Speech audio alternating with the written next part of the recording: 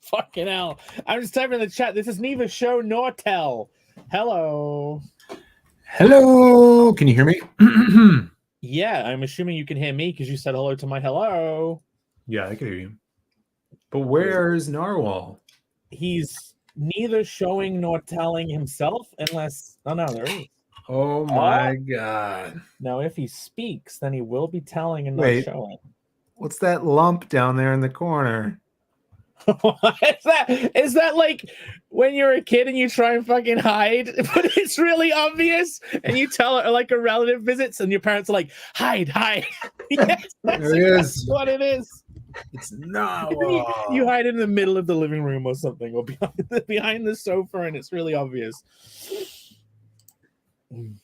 I was hearing an echo because I had the other. You had the stream up as well. My shit fell out of my ear though. I can only hear it in one ear. Look at my terror shirt. My terrible shirt. It's not terrible. It's just terror. How is that related to terrorism, except for pirates? Black Terror. Oh, that's the. You didn't recognize this girl. I'm sorry, Phil. I didn't recognize that specific design of skull and crossbones. Yeah, you don't know the skull and crossbones? I have Black Terror. The Jolly Roger. Remember he's a very jolly character, all right. I remember the Jolly Roger. Isn't that a British name for Isn't that a British serial killer who was also a prince or something? No, isn't that like a euphemism for the Brits? Some kind of sex euphemism? How's the old Jolly Roger doing now that I gave her a Jolly Roger in. What's up, everybody? This is the Creative Block, hosted by Narwhal Books. Featuring the 3 best panelists on the show. Yeah. Roger was slang for the word penis. That's what I'm saying. Yeah, but no one calls that penis a Roger. The Brits do. You're Australian. You wouldn't understand. Yeah. Dirty. What is the candy? Is the candy Jolly Rancher? That's Jolly Rancher. So no, Americans would call their penis a rancher? This is in the prequels. George Lucas made the joke constantly with the droids. There we go. Roger, Roger. Oh, yeah. That's what he was doing with them. And it was double penis. They were just really horny robot. I loved the battle droids as a kid. I always wanted the Lego Technic battle droid. And I know they were weak and useless, but I loved the design. They're one of my favorite browns. One of the best browns. Yeah, the best browns? You're talking about you're rating browns? Yeah. There's good browns. There's good browns and there's literally shit browns. The number 1 brown is that mixing bowl brown. Do you know the one I'm talking about? Oh, that's the worst brown. That's like gray brown. That's not gray. It's delicious. It's like the brown of baking itself. I've got to pull it up. Brown. No, it's not rich brown. A rich wooden brown. Okay, you've got me that you can rate browns. At first, I was like, WTF. You can't beat a red brown. Have you heard the idea that brown is not a color? Boy, you're blowing my mind. That's black, Phil. No, brown's not a color. It's just a shade of orange. There's no real colors. Everything is orange. A shade of orange. That's like saying there's no natural black. No, there's no really blue. Dark. My brother told me a long time ago that blue doesn't. Was it blue? There's there's so many birds that are blue, Phil. There's blue lobsters. It's just and they just really dark red. It's just a shade of... Jim, Alaska, Rini will be here soon. Jim, I recognize Jim's name because he's one of the cool guys who requesting lots of refunds on one of the saggy faced guys. I love Narwhal's like just full. He's juggernaut. He's juggernaut rolling through these walls, and then starts stumbling because his mind starts to catch up with his mouth. Yeah, that was awesome. I applaud your delivery there. Brave. And going with it, you know. You just yeah. With Jolly Rancher, the worst is when you suckle it down so it's pretty tiny, and then the last little bit you think you'll bite it, but instead of it breaking, it like sags slightly into your tooth, and then it suctions there. Yeah, it gets stuck, and then your teeth get stuck together, and then Yeah. you go, yeah, I know exactly what you're talking about. That's why I don't do that. I wait till they're super thin, and then with my teeth, I'll bend it like a U. Oh yeah. So it's like a stick, but then it's a U. Those things taste like absolute gash. They have no strawberry flavor to them. They Gash? just sound like you're eating Christ. just random bear gelatin. Like over here, we have things called strawberry pencils. They're the best. Do you know what a strawberry pencil is? No Throw one, an apple. At no one in this school- chat has ever heard strawberry pencils. At school, right, in our high school, we would have this like Indian guy that came with an ice cream van at dinner time, and everyone would go and buy like crisps and sweets from him and stuff. And like the thing most people got were apple pencils, but strawberry pencils are better because strawberry's better than apple. Hold on, I'm trying to share Yeah, no one's heard of it. images. Yo, shout outs to Adam Miller who's in the chat. He's got a big launch, I believe, tomorrow. I will be backing that. Nice. I'm I'm gonna give looking him a little forward to shout the Iron Age Okay. icons. Yeah, we got to get him on the WizKid's in that. for the show. Look, they have the coating, but then they're full of like a sugary paste stuff in the middle. Yeah, They're delicious. They're great. yeah, Right, they look great. Yeah. I would eat those. Yeah, and there's a million different ones. It's not owned by one brand that corners the market and then makes it taste like fucking drywall, like most American candies, which is weird because Americans are like gluttons for, well, it's not sugar, is it? It's corn syrup. But like it's weird that British, the country that like dominated the world for their spices and then had boiled chicken for dinner every fucking night. yeah. They love the sugar. We love the sugar over here. We love our chewy, non-chewy sweets that we chew anyway and then rip our teeth out. That's a Sour Patch is pretty good. Sour Patch doesn't have seed oils in it. Oh, yeah, that's good. Do many candies contain seed oils, Phil? I would- Chocolate. for 28, sure. 28 people watching. Yeah, guys, if you're on X, go over, retweet Narwhal's tweet, which I also retweeted. Spread the word. Let's get some people in here. If you go live on Twitter, you can get loads of like fake viewers and make yourself feel really good about it. No, that doesn't happen.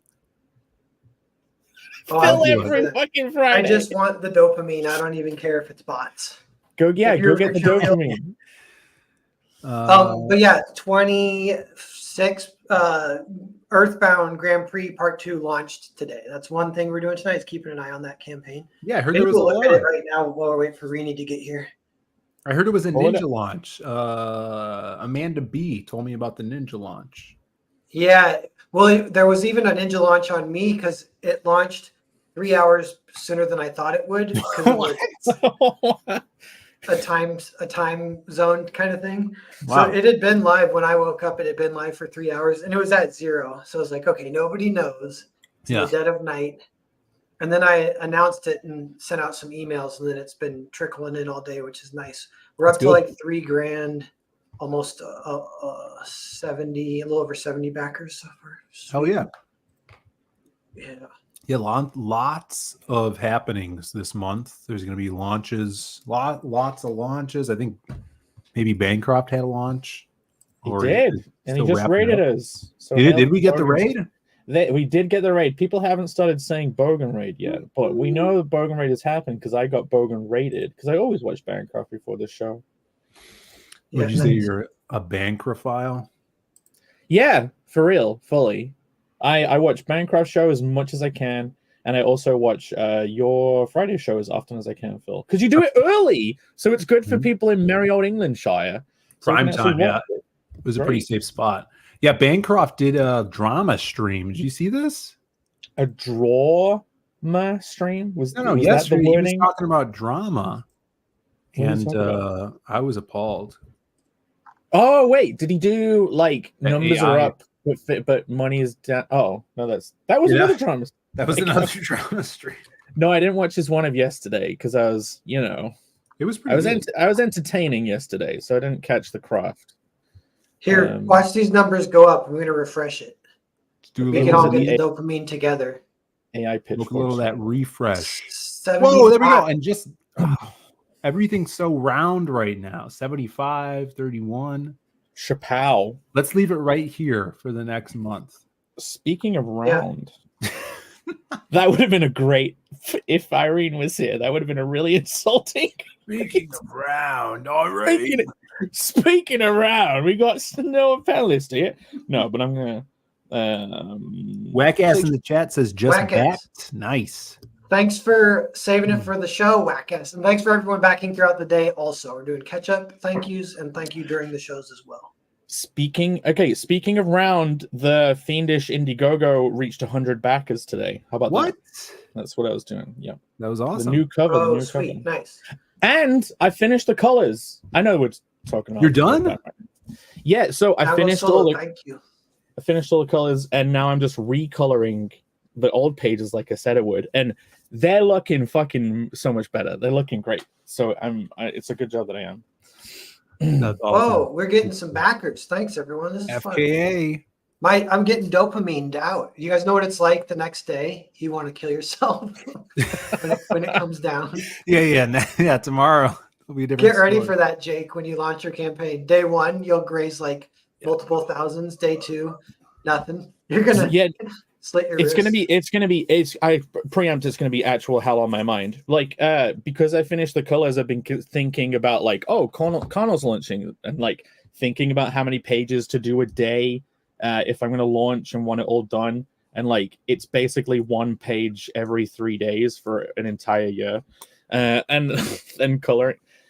And yeah, I already feel the nervousness of the launch just thinking about how long it's gonna take. It's crazy. That is. It'd be fine. It's gonna be cool, dude. I'm excited for that launch and that campaign. But Adam yeah, Miller says Akira Toriyama died. Was that confirmed? Anyone confirm that? That's crazy. I could look it It's up the right vaccines now. is what it was. I always think that. Akira, no, I He's can't spell it now.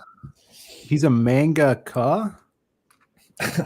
He did Dragon Ball, right? Oh yeah, of course. Okay, now I can try Dragon Ball creator dead. And he did Chrono Trigger, and he did a few others that are fun. There's a video game he did called Tornico's Dungeon, if anyone knows what I'm talking about. So money. I know of Chrono Trigger, pretty famous. Did he Chrono did he Trigger's do money. did he do the character designs for Dragon Quest as well? Yeah. Nope, that too. I forgot that also. You guys went to a weed. I love that. I love seeing his big bubbly head character designs popping up in all these different places because they look iconic. You know, in a sea of big bubbly head characters, his definitely looked the biggest. If he's dead, I don't really want to be talking about his art in this way, but oh, it's also International Women's Day. Hooray! Hooray for women! Today is? Yeah, Google made sure I knew. Google really made sure I knew. That's interesting. It just felt like any other day. Well, that's because it is any day, Phil. Oh. CJ says, should have waited until the stream started to help with the dopamine. That reminds me, I've been talking about it kind of a lot, but I did the career fair at the high school. I did it last year too, and I think I told you guys maybe how it went. That was a long time. I mean, a year ago, literally. Yeah.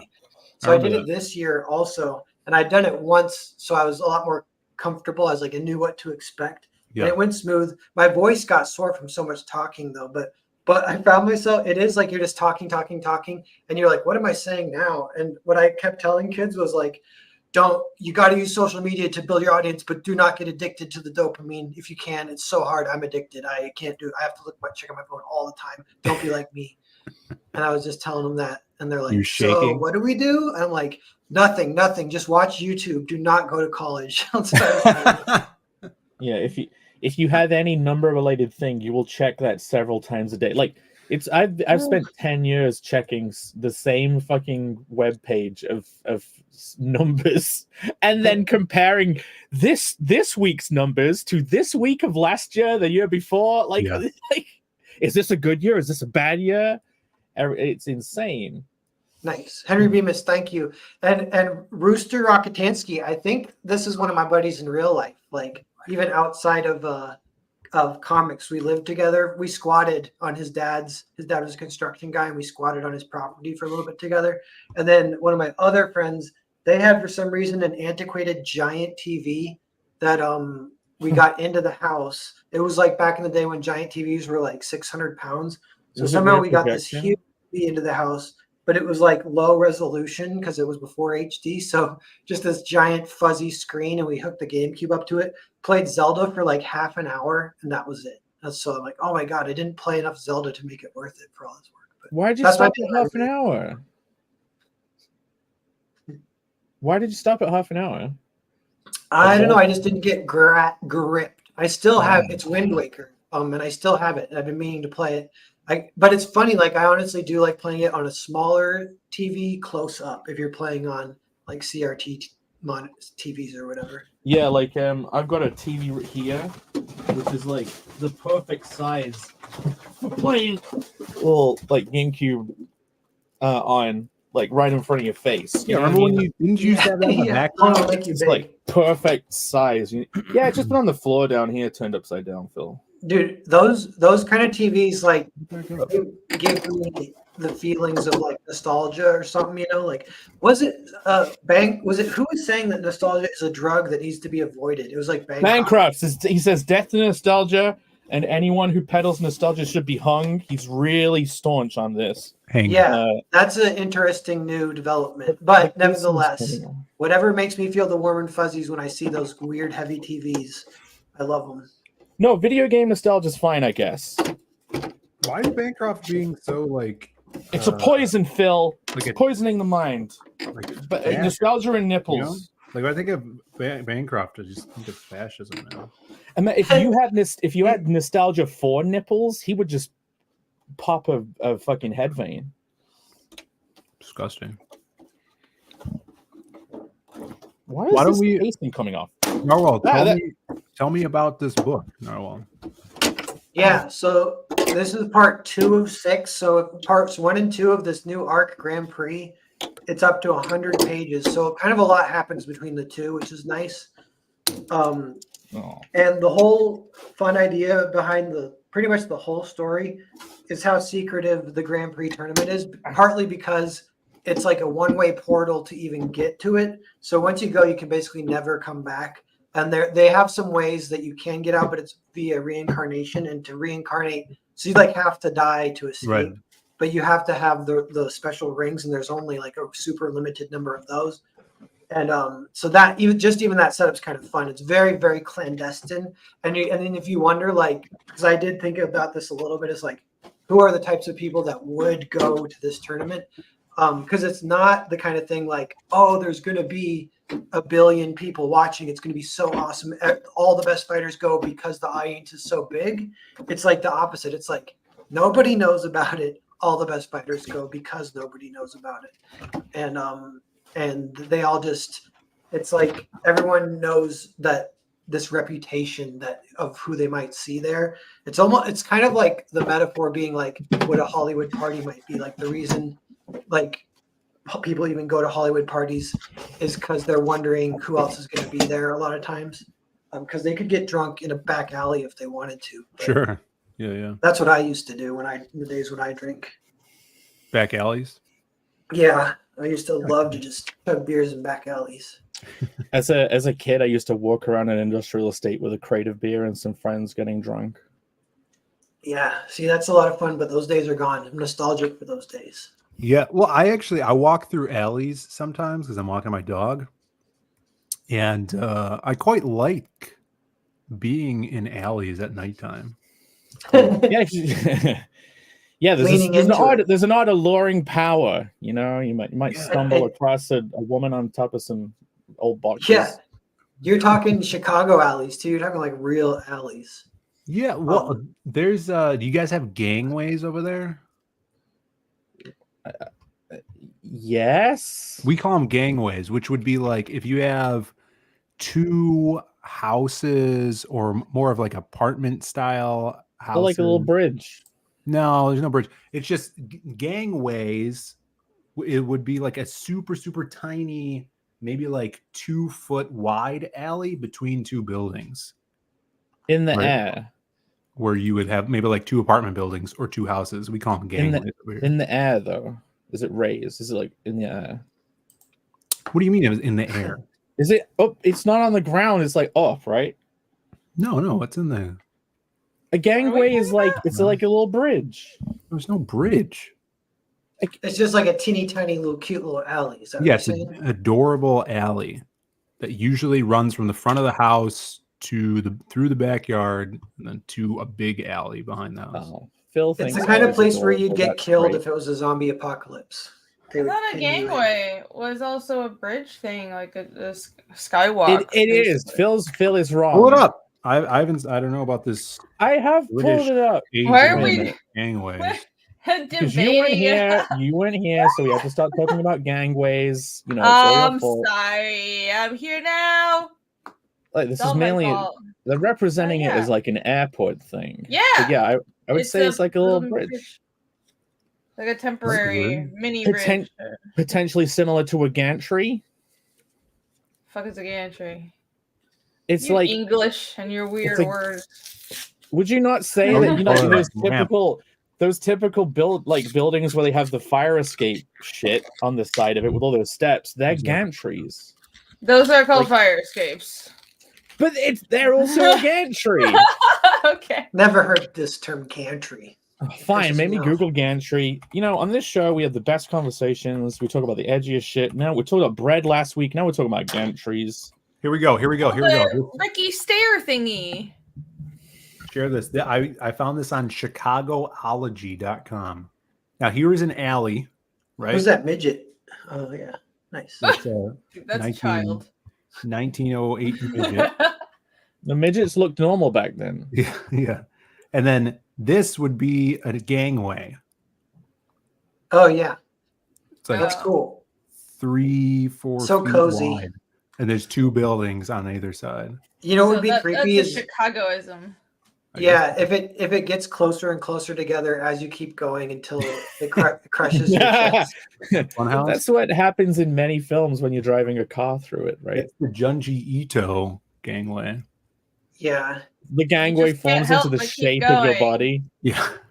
Oh do, no. do you guys follow the liminal space account on Twitter? Have you, this term people have been throwing around recently? I know the called term, not liminal the space? not the Twitter No, account, but but I I'm- know the term. I'm into like all the backroom stuff on Twitter. Though. Yeah, I mean, it's on like YouTube that. mostly. Yeah. But specifically, liminal means like in between. So the gangway is liminal. So any Yeah. space Yes. where people don't, it's not a destination. So they find themselves in these weird spots. It was like that in Vegas. It was actually, it's funny because it's creepy, but it's a cool kind of creepy. It can be like comforting and weird. But in Vegas, I've only been there once, but it's like lights and shit everywhere. If you take one wrong turn, you can suddenly be in a purely concrete stairway, and you're like, "What happened? Where am I now?" And it's all quiet. And you just get Yeah, there's just Oh. and a Ambience. weird sound. Yeah, ambiance to it. yeah, That's like, it reminds me of like the key maker from the Matrix when he goes through the door and there's all the doors. That would be like your liminal space, right? See like a lot of Totally. images that are like that. yeah. Yeah. Phil, do you Yeah. notice how this week Narwhal didn't start the show with an anecdote about cats needing to shit? Yeah, because it's on his channel. Now it's So that's finally on why- his channel. That's why you had to bring it up to Yeah. get your revenge. Because I he gotta- has talked about cat shit on all of our channels for a month. That story wrapped up. That story's done. Thank I guess God. Let us not. never You have to speak of it recap- again. No, you have to recap all of it now. Now that we're on your show. Poor I got got other shit pushed out. stories maybe that have happened, but no, Oh dear. no. We're keeping Oh no, it's wraps getting on worse. it. Cat Um, shit.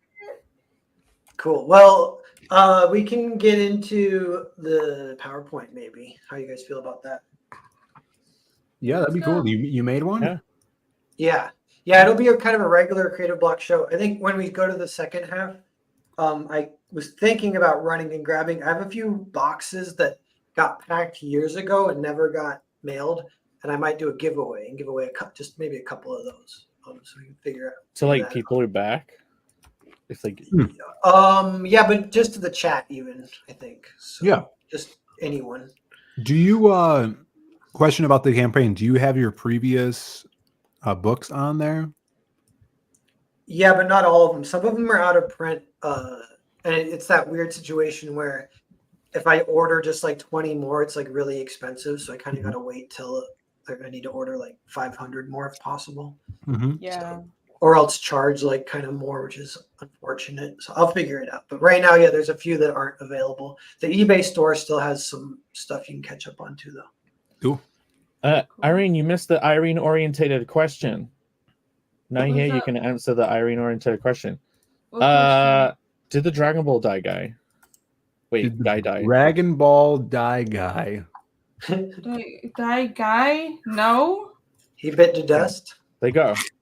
Inconclusive. That's good if he's still around. Did Akira Kurosawa die today, Irene? Akira? That's not the Dragon Ball guy. No, yeah, Akira Toriyama. Kurosawa. Yeah. Yeah. Many Akiras. He's dead? What? There's more than one Akira? Yeah. Jesus Christ. Yeah, remember when that little voice is like, Akira, and he's like, leave me alone. That's the Akira I'm talking about. That's a it's fictional what? character, Phil. What was his name? I don't. His name was Drawing Von, made by Pencil. Was that Maybe- Kaneda? Toriyama is Kaneda. the creator of Dragon Ball. If he died, I don't know. He's probably pretty old though. See, people are saying Something. Kurosawa-san is dead. Adam's saying Kurosawa has Toriyama. been dead forever. Yeah, but there's Adam's saying Toriyama died. It was officially announced. That I is didn't sad. know he was Dragon Ball guy. Really? It was just announced? Yeah. Oh, oh, that sucks. Yeah, I'm not a huge Dragon Ball fan, but yeah, still. Oh man. Well, he's pretty old though. Rest in peace. Rip. Well, yeah, it's not like a Mura situation. He was like 50. All right, Yeah. Tipple, don't drop the nipple. If you want to clip Rini not being that sad that he died, go ahead. Yeah. He Well, like, was 68. If he is dead, he was 68. Oh, yeah, Oh, yes. that's still kind of That's young not for old. Japan, though. Yeah. Oh, that sucks. Would you be happy to kick the bucket, Phil, if you were 68? If you were on your deathbed, would you be like trying really hard to stay alive and be like, yeah, I've had a good run? I don't know. I think I'd give up. Chat says I don't care less. No, I thought he was older. I thought he was like 70 or 80. No. Then it that's would be sad. the fine. Yeah, 68's not that old. But when you get old, it's like, well, someone had a full life. You kind of start expecting it after 70, you know? Yeah, but Is what that, if is you that didn't have illogical to of me to say? Real quick, we got 40 people watching Earthbound Grand Prix Part 2 launched today. It's doing pretty good. I'm going to update this. I think it's going to go up a little bit. So we're past 3,075 backers. Right. Do a little anyone- refresh. Yeah. 77. 3,100 approaching, ticking towards 4K. That'd be a great first day. We'll see wherever it lands. It's already Would good. be. Yeah. Yeah, spread Thanks, the word, everyone. guys. Could you scroll through the campaign? I want to see some of this work that you've done. Yeah, sure enough. Yeah. So the book, they're double issues, 48 pages. They're $16. I capped some Mark Millar giving me props or whatever. Yeah, that's the one. That's the panel. Yeah. Yeah. Where does he go? Great. Of course, it was Narwhal, one of the modern greats. You know what's funny about this is I had to find this tweet, so I searched and I searched for one of the modern greats, That's what came up. And then it and then it comes up, so that becomes emboldened. That's awesome. It Perfect. was the only result, right, as well. Like you said, You got to said- hit him up and get on his show. Yeah, I want to. I'm working on a few like things to maybe like try and impress him. We'll see. And this is kind of one of those. But, yeah. You do some Yeah. Nemesis fan art. Yeah, I need to read Nemesis Reloaded to it, but the first Nemesis is like a little bit postmodern, which some people don't like, but I think it's cool. It's like the anti-comic book where the bad Yeah. guy's the That- good guy. Nemesis action. was like, I think was premiered in a magazine they were trying to make here. Like they were trying to do a comics magazine, but Nemesis was in that, like the first one. I'm sure that's what it launched through, and it was, the magazine was called Clint, but obviously with the word Clint, when you print it, the letters close to each other, it just looks like cunt. Oh, But I L have and the Clint I. magazine issue 1 with that. It would with that in. It's great. Cunt magazine. hilarious. You're being sarcastic, but there's I no wonder way if you they don't did find that on that funny. purpose. You think they did that on No, purpose? I know I'm not Here's the sarcastic. word. I think that's brilliant. Oh, and check it out. I had 3 original art sketches, and they all sold out, which is Damn. pretty nice. I'm gonna try and do Nice. more. Yeah, that's a good and one. that you guys helped me with that on the first campaign. I wasn't even sure what the price of met, and it was a similar situation. I did like 3 or 4, and they sold out. So this time they sold out too. So that's good. It means there's a little bit of a Oh, you had original art and it sold out already? yeah. So You I'll do mother- some more. I owe you You- one. You anyway, have to so- tell you don't owe me Jake any. so he can buy it first before everyone else. No special. Yeah. No, you can tell me at the same time as everyone. And instead I of need early, I need Jake to blackmail the chat saying he's gonna back it in 1 week. So they have 1 week. to do it. yeah, everyone. He has If you done don't that. back- if you don't Yeah. back, oh, I thought you meant the book in general. Oh yeah. If Jake's I'm going to like- back all the copies of the book in a week's time, so you better back it tonight. You had the same information as everybody else on the campaign, Jake. Yeah. Like, yeah, I really like that image of the guy shackled to the earth. Oh yeah. That's the cover for the first trade here. Yeah. Because Yeah. it's earthbound. He's bound to Earth. Yeah, I get the it. first now. story is a little bit about him making his escape, but and that's why Nintendo can never sue me because it's different than the way they used it. It's like literally a different word. they'll try anyway. Yeah. One Oh, day. and so the video, we won't watch it, but the video kind of makes me chuckle. I got a clip from your boy Zach calling me a genius, but then it's a video of me being a complete idiot, so it's a funny mix. And actually, the clip is about Sean Gordon Murphy. It's from a weird video from like last spring, and for some reason we had kind of been collaborating. So I was on your boy Zach's mind, so I came up the first time he was thinking, and he goes, you had to choose an apprentice, and you chose Mags. Why didn't you choose Narwhal? Narwhal is a genius. Something like that. Oh yeah. That's I And funny. he remember goes- that video. He goes, well, I mean, he's not a literal genius. He's not going to solve cold fusion. And then right as he says that, I shoot a shot because I'm shooting hoops, and it totally bricks. It's like pretty funny. Nice. You're Just genius got in hotel our story. hearts, Narwhal. Yeah. Yeah, people I was get trying to- Hotel Story. I love these back-to-back campaigns. Yeah, Yeah. me too. How do you put out so many campaigns? It's crazy. I've been seeing a lot of hotel stories out there online. Yeah, I appreciate everyone giving cool posts about that. What do you got here, Jake? Some Oh, I didn't know shit? you were going to share it. No, I mean, I suppose technically you could. No, I was just. Is that a rash? I away. think he should get that checked out. Yeah, this is his STI. It's called mud feet. He's got a bad case of mud feet, but no, it's Stepped just in a lot of poo. it's just the Connell model. I added feet. Now he's got feet. The internet loves feet, so look, he's got huge feet. He's got huge toenails going on. But yeah, that's just the update to the. He also has giant, disgusting worm veins. Nice. I remember those. There you go. That's it. Just Keep let it up. Put it Now up there as an option. His feet are going to be on Feet Wiki or whatever.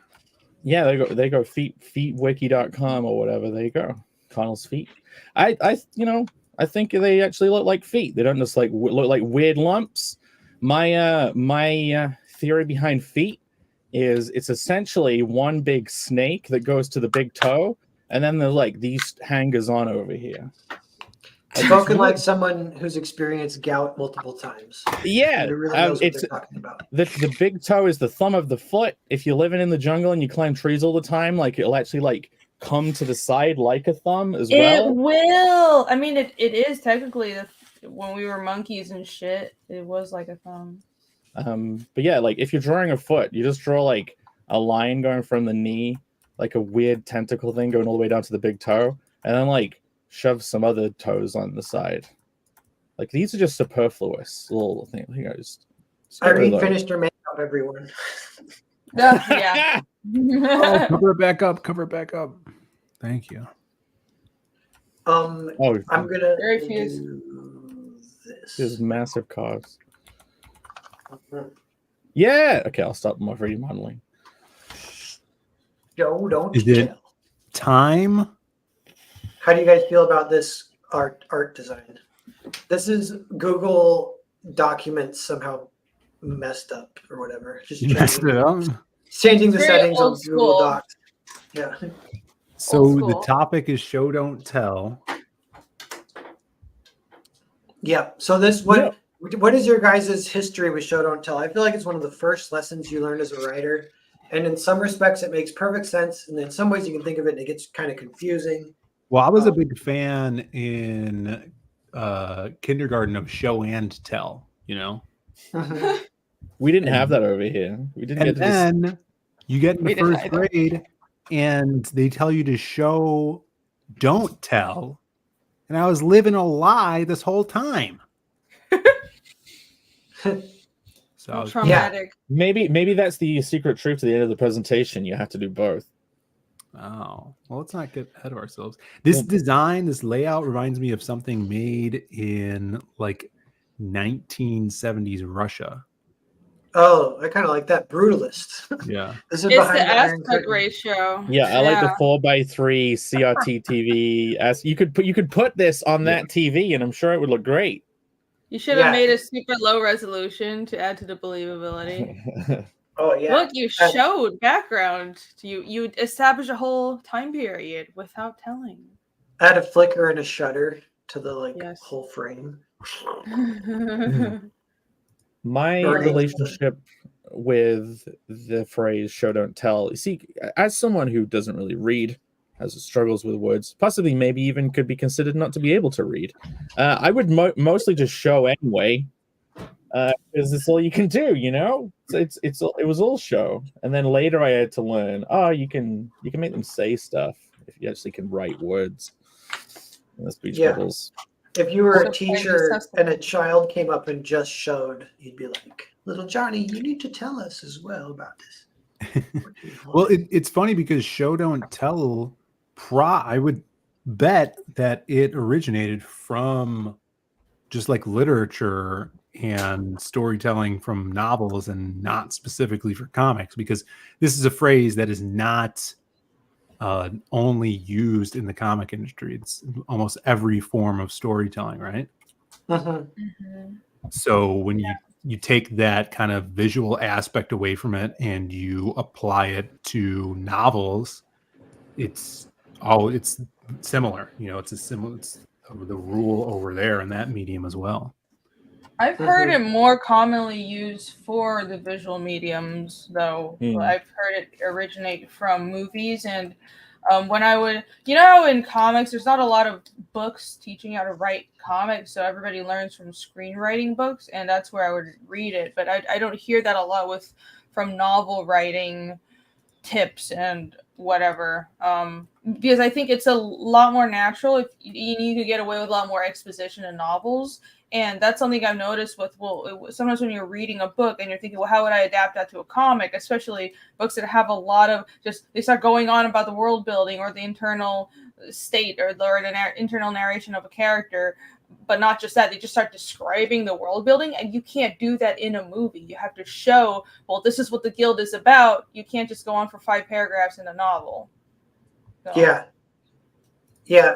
A guy in his room, right here it says a stand-up comedy show or tell, and he said he is a stand-up comedian guy in his room. He goes, it's kind of both depending on how many act outs the comic does. Like you could go into the scene and act it out. That would be more showing versus talking could be telling. That's interesting. Some of these I don't know. I don't know the exactly. There's a few times it's come up in my recent life where it just comes up as a topic. One was an interview with the guy who did A Fox in Space, which is an awesome animated project on YouTube that everyone should check out if they haven't yet. It started as a fan project for Star Fox, like fan animation, but it's up to part 2 now. And part 2 is like one of the best things I've ever seen ever. I just loved it so much. and the storytelling is so awesome in it. And they asked him what his writing process is, and he goes, "I'm just a huge fan of show don't tell. That's all I do. All I do is show don't tell." And I was like, "Oh, okay." Does that come through in any way? Yeah, well, we can get into it a little bit, but I feel like, yeah, like showing is a little more like real time within the scene, like set pieces or whatever, or would be always showing. Telling can get a little bit more like, like a montage could almost be considered telling, I think, where it's like faster paced. So it's not even necessarily super terrible, and then there's examples that are potentially terrible with telling that you should never do kind of. I thought telling, I literally thought telling was just exposition dumps and talking about things that happened, like characters talking about it, like talking about the myth of a character instead of like seeing a bunch of like posters of them, or a statue of them. You know what I mean? Like if you talk about a great hero, if the characters are like walking past a big statue of them and there's like a plaque, and then they're criticizing the hero and saying he's a dick whilst like his big statue's up there, that's the showing of having the visual of the character there with the telling. Yeah. It kind of mixes both in weird ways. Yeah. Yeah, I think a lot. Go ahead. Sorry. I was gonna say, I think a lot of the times when people say show don't tell, and if you're telling too much, it is that like expository dump that you're talking about, Jake. That's kind of like the baseline of how that is, and egregiously doing that is a big no-no. But I think it's also, and maybe we'll get into this as this goes on, it's also, these rules can be bent where there's, in some instances, it adds to an ambiance if you're telling of a legend of someone from other people's different perspectives to build up like this figure, rather than showing what this person did in the past, because maybe they're different now and you wouldn't expect them to be, this crazy killer when they were younger, just as an example. Tell can really be saved by how it's told, right? Like if you're having a character's reaction to another character, like they really hate them, like if any of you watch Blackadder, no, is this another thing? Black Adam, the Dwayne The Rock Johnson, actual non stupid gay superhero bullshit, actual comedy, like Blackadder, the British comedy. Well, there's a character called Flash in it, who's like does he have a lightning bolt on his chest, but he doesn't shoot lightning? No, he's I like, always thought that was really weird. Jake's just talking about a British ripoff of DC characters. Hate you all. but he's like a super confidence character who's basically the antithesis, which is the way I prefer to say that word, to Blackadder, the antithesis. And like obviously anytime he knows the character's coming into the going to be around, he's just really full of poison about him, and it basically indicates something about both characters. So that's showing, not telling. That's more like not even using words almost at all, which is kind of cool. One other way it came up recently is with Arvid. I was chatting with him about some writing stuff, and he dropped a doozy where he goes, one point where where telling is cool is with, and you can do it if you want, is with the opening text scroll. He's like, just don't make it too long. And that's like Star Wars does that. Lord of the Rings sort of does that. And that's one question I have here is like, I feel like opening text scroll is like the ultimate tell. It is. Like, I always hate that. Do people actually like that? It sets up. I mean, they do it in so many famous things, like Blade Runner has one. Yeah, it's so cool in Blade Runner, I think. Yeah, it sets up Is it cool? the world, like a baseline for the world, Is it actually cool though? Maybe if it's it's definitely debatable. I could never read it fast enough. Saves time. Oh, that's why you. Oh yeah, I never read the fucking Star Wars shit. Like, wait, it's like, okay, because are you gonna read that? Like, no, I don't have subtitles on for a reason. I don't know. I just always thought they were a bit of a cop out. Yeah, so that's one question though that's funny is I feel like we can agree that opening narration scrolls are tell. But then if you visualize them, so then it becomes more like a montage. I feel like it's still tell. You know what I mean? Like that's kind of one of the things I think. It doesn't make it better. It's like still. It's a slightly better tell. If you had a narrator saying it whilst there were some images, it would at least be. I don't know. Would it be better, or is going Sometimes full it text makes it scroll worse. that like is that like a Chad move? Like fuck it, I'm gonna do opening text scroll. Fuck you, read it. Sit there and read, bitches. Well, what if the opening text? What would be the difference between that and like a recap of your previous story? Say like either in Fiendish, I know you did that in Fiendish 2, Hellboy they do it, or you could do it to like 90s animated cartoons like last time on Spider-Man. This is what happened. Smart show, to do though. if you're doing something serious. Well, you already showed it previously, and you're just recapping. So that's not the same, because if your story is not episodic, that is just a useful aid. Now, if you put information in your opening scroll or recap that wasn't actually in the previous installment, that would be telling, not showing, which would be bad storytelling. But as always, comedy gets to break the rules, because if you started, I would love to fucking do this. If you started your first issue with previously on, and you just made a bunch of stuff that didn't happen up. Oh yeah, that's fine. That would be the best. I mean, that would be hilarious. But you go to like a film like Dread. There's no text scroll, but it's a voiceover of Dread's voice establishing the world. You know, in 2099. Mega City 1 is, you know, this global thing. And that's still telling. Right. That's telling. And, you know, kind of that narration part of it that drops that exposition or the setup for your world. It's world building. It gets to the point. But I don't think it's a bad thing. Well, then what's bad telling? Well, yeah, I guess it's okay here and there, definitely. But if you do like a situation where you're like, should it be this or this? It's like almost always show would probably be better. That's something Solo was saying too. One real quick one that's funny is there's a movie called Snow White and the Huntsman, which is I think if I recall, it's not a good movie. But I'm trying to remember. I think it has a beginning with a ton of narration, a huge backstory, and it goes through the whole thing. It might be like 10 minutes of like telling this crazy backstory that's like a fairy tale kind of, and then it starts the movie. And then I remember thinking like, well, shit, that freaking intro was a way better story than the actual movie. They just should have made that be the movie and delete. They couldn't afford that one. Those are all the scenes that they couldn't afford. Yeah, that's show versus tell. It's the budget reasons.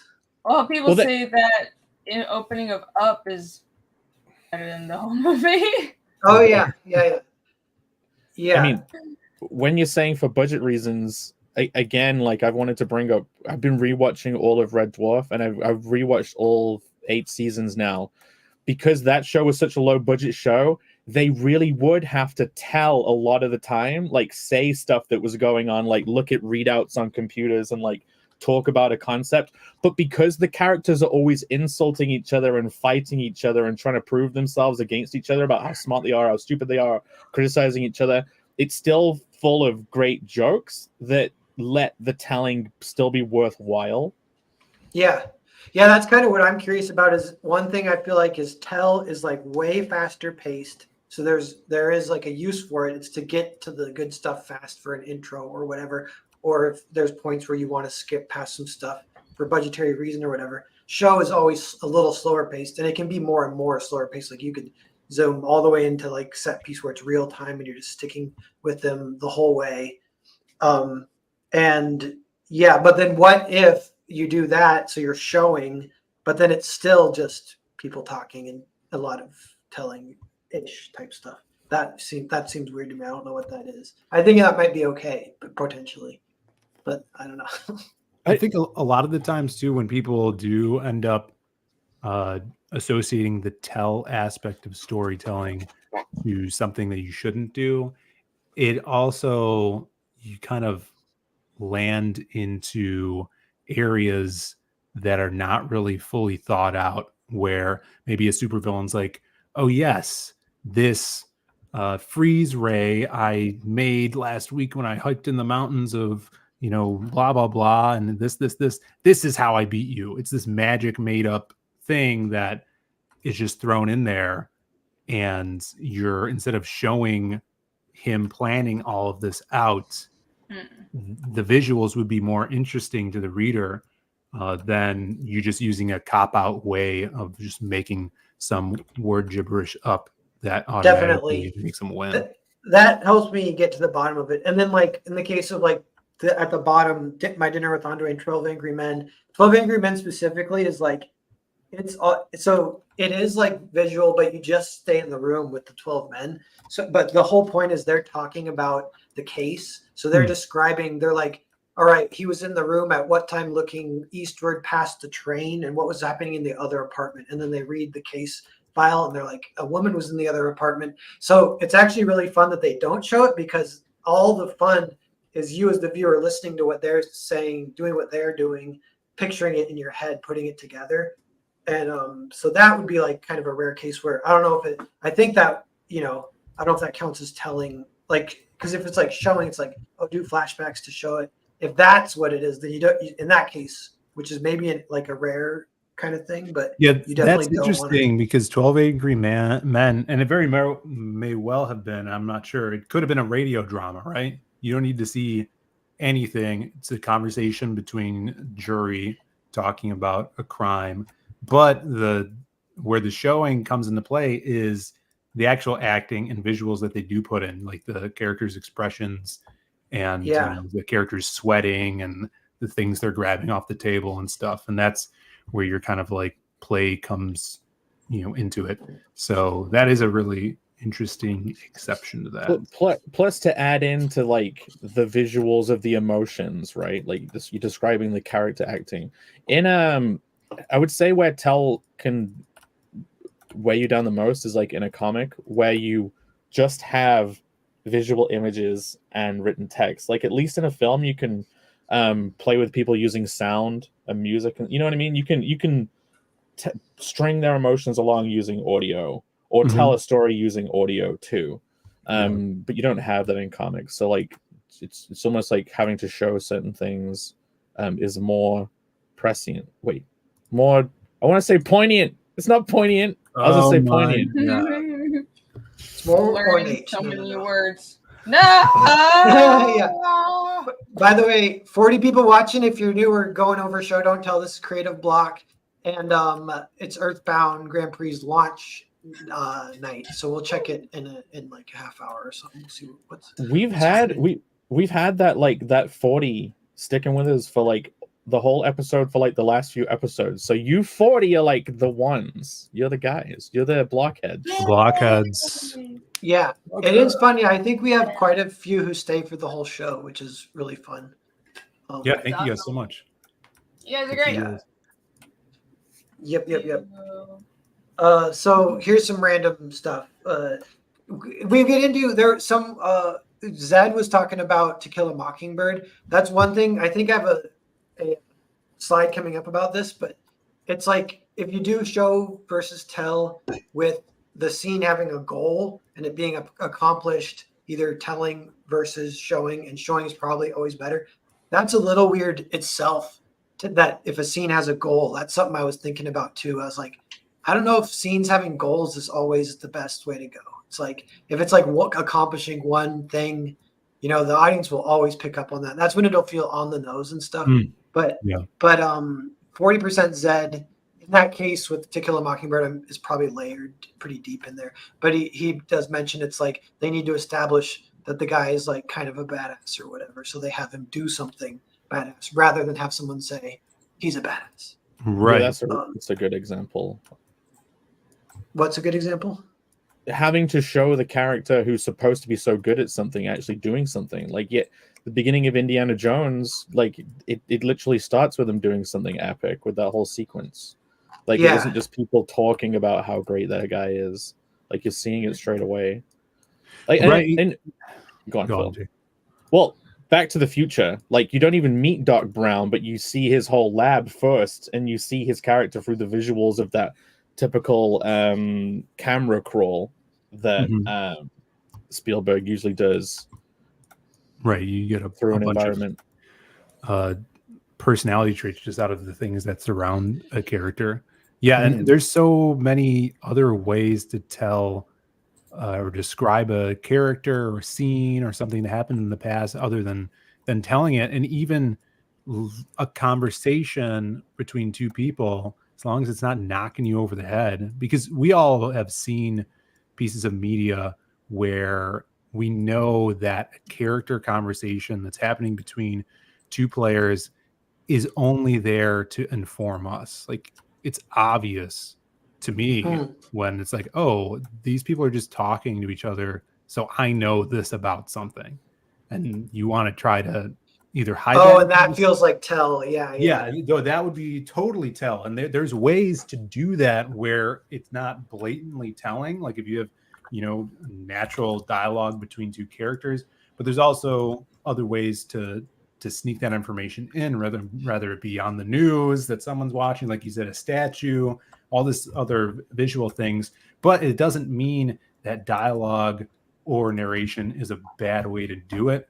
You just have to, I don't know, I guess, know how to do it, Well, even if they're telling, it would be accompanied by the visual of like an expression, or even the audio of a tone of voice of how they're telling it. Yeah. Adam Miller was like, he said the literature version is kind of what you guys are saying now, but if saying like, oh, they're good at piano versus showing them play piano. Right. So that's like so simple. That is kind of, I think that is like the definition of show don't tell. And then we're kind of getting into some other stuff about it. There's like multiple levels, but that's like level 1. Yeah. You know what? Yeah. There is almost an ultimate, and again, it's comedy breaking the rule. There's almost an inverted version of this in One Punch Man. The person who's supposed to be the greatest hero of all of them is that guy called King, and he actually is shit. He doesn't have any powers at all. Yeah, like he never does anything. Basically, every time that Saitama has like killed something really big, they've given it to King, like as if they think he did it. And King actually is such a nervous fucking wreck that he has like this heartbeat whenever he's in danger that's so loud, and that's him having like a breakdown. But the other characters, because they think he's amazing, they call it the King engine, like as if he's getting revved up to fight, but he's just shitting himself. And that is kind of like the inverse. Everyone says he's good, and he never actually does anything. Right. Yeah, he's all myth. Yeah, that's funny. I like how comedy can break pretty much every rule. Let's just from now on, comedy doesn't count for every single thing. Yeah. Creative block motto from now on: comedy doesn't count. That's going in the meme, I bet. That's a good quote. Yeah. Okay, so children telling a story. This is something I think I remember people talk about. Children go like, and then. Yeah. Mm-hmm. But so here's like an example. The second one is not a child. So this is a straw man that I'm building kind of. But the child is going like, we got ice cream. I got mint. It stung my tongue. Is that show or tell? I feel like that's tell. The child story. When I told the scooper lady what flavor I wanted, she looked at the old man behind her and he gave her a nod, which made me suspicious. So I changed my order from a cone to a bowl. She handed me the bowl with a spoon, and I walked out in the sun and waited for it to get extra melty. Then I swirled the spoon around. I was sure I knew what that look from the old man meant. He was telling her to put paper clips in my ice cream. That old bastard had likely done it many times before, and the scooper lady had helped him. Well, as far as I was concerned, this was the end of their reign of terror. It's like a paranoid little child. It's so weird. I would interrupt the child halfway through and change the subject. Yeah. But like one's way longer. So I don't know. That like, Tell has an advantage of being super fast paced, and I kind of count montages almost as in more that Tell zone. And I watched last night. I watched what do you call it? The Girl with the Dragon Tattoo.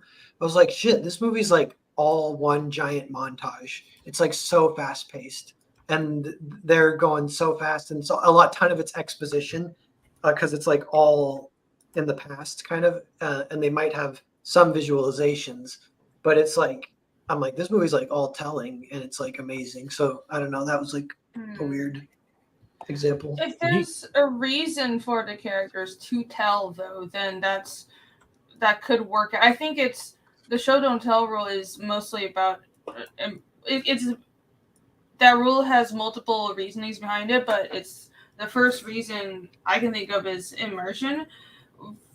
For example, if you're trying to world build and the characters just sit there explaining stuff that they already wouldn't know, that's really, really bad writing. But if you put in a character that is young or is an outsider to the specific discipline in world and needs stuff explained to them and it makes sense, and while the other characters are explaining the thing, it also reveals their character, they do it in a very personality filled way, then it doesn't feel immersion breaking. You can tell and not show in those instances, but yeah, you should limit it. I think if it's like too much, could be annoying, but it's all about immersion, right? Yeah, I like that. I have a slide almost identical to what you just said coming up. It's almost like in defense of exposition. Like sometimes it's fun, hearing about the world or whatever. In sci-fi or fantasy with magic rules, you almost have to tell, right? Like because you just simply couldn't show everything. Yeah, you're right. Yeah. It's not just in sci-fi and fantasy. It's totally not an issue that I'm running into myself. So that's why I have young characters. Yeah. You can't show Snarky says, "Geez, is that Morgan Freeman as a child? Ever since I could remember, I wanted ice cream. And I figured you either get busy ordering or you get busy dying." I think that's why so much fantasy anime currently is like isekai orientated, because that's a fish out of water, right? Oh, I'm from the real world, and now you have to explain this world to me. Yeah. And those shows are pretty much just like blah blah, explain, point system, job system, level system. Yeah, but it's multiple levels. It's actually genius. And there's a reason why those are so popular. Everything is, there's a reason to explain it, but also it's relatable because it's a self-insert for the reader, and it's a video game thing, so it feels that fantasy a lot of people have. Oh, if I lived in a video game, escape my boring real life. So that's why it's ridiculously all over the place and annoying. In a similar way, it's why Fry was such a perfect main character in Futurama too. Yeah, good point. Yeah, definitely. So for this one, a couple more examples. So one is Arnold saying, "Get to the chopper." And then you cut to Arnold and the kid are in the chopper, and Arnold goes, "We made it." Is that show or tell? And then let's do a compare and contrast. So I'll read this one too real fast.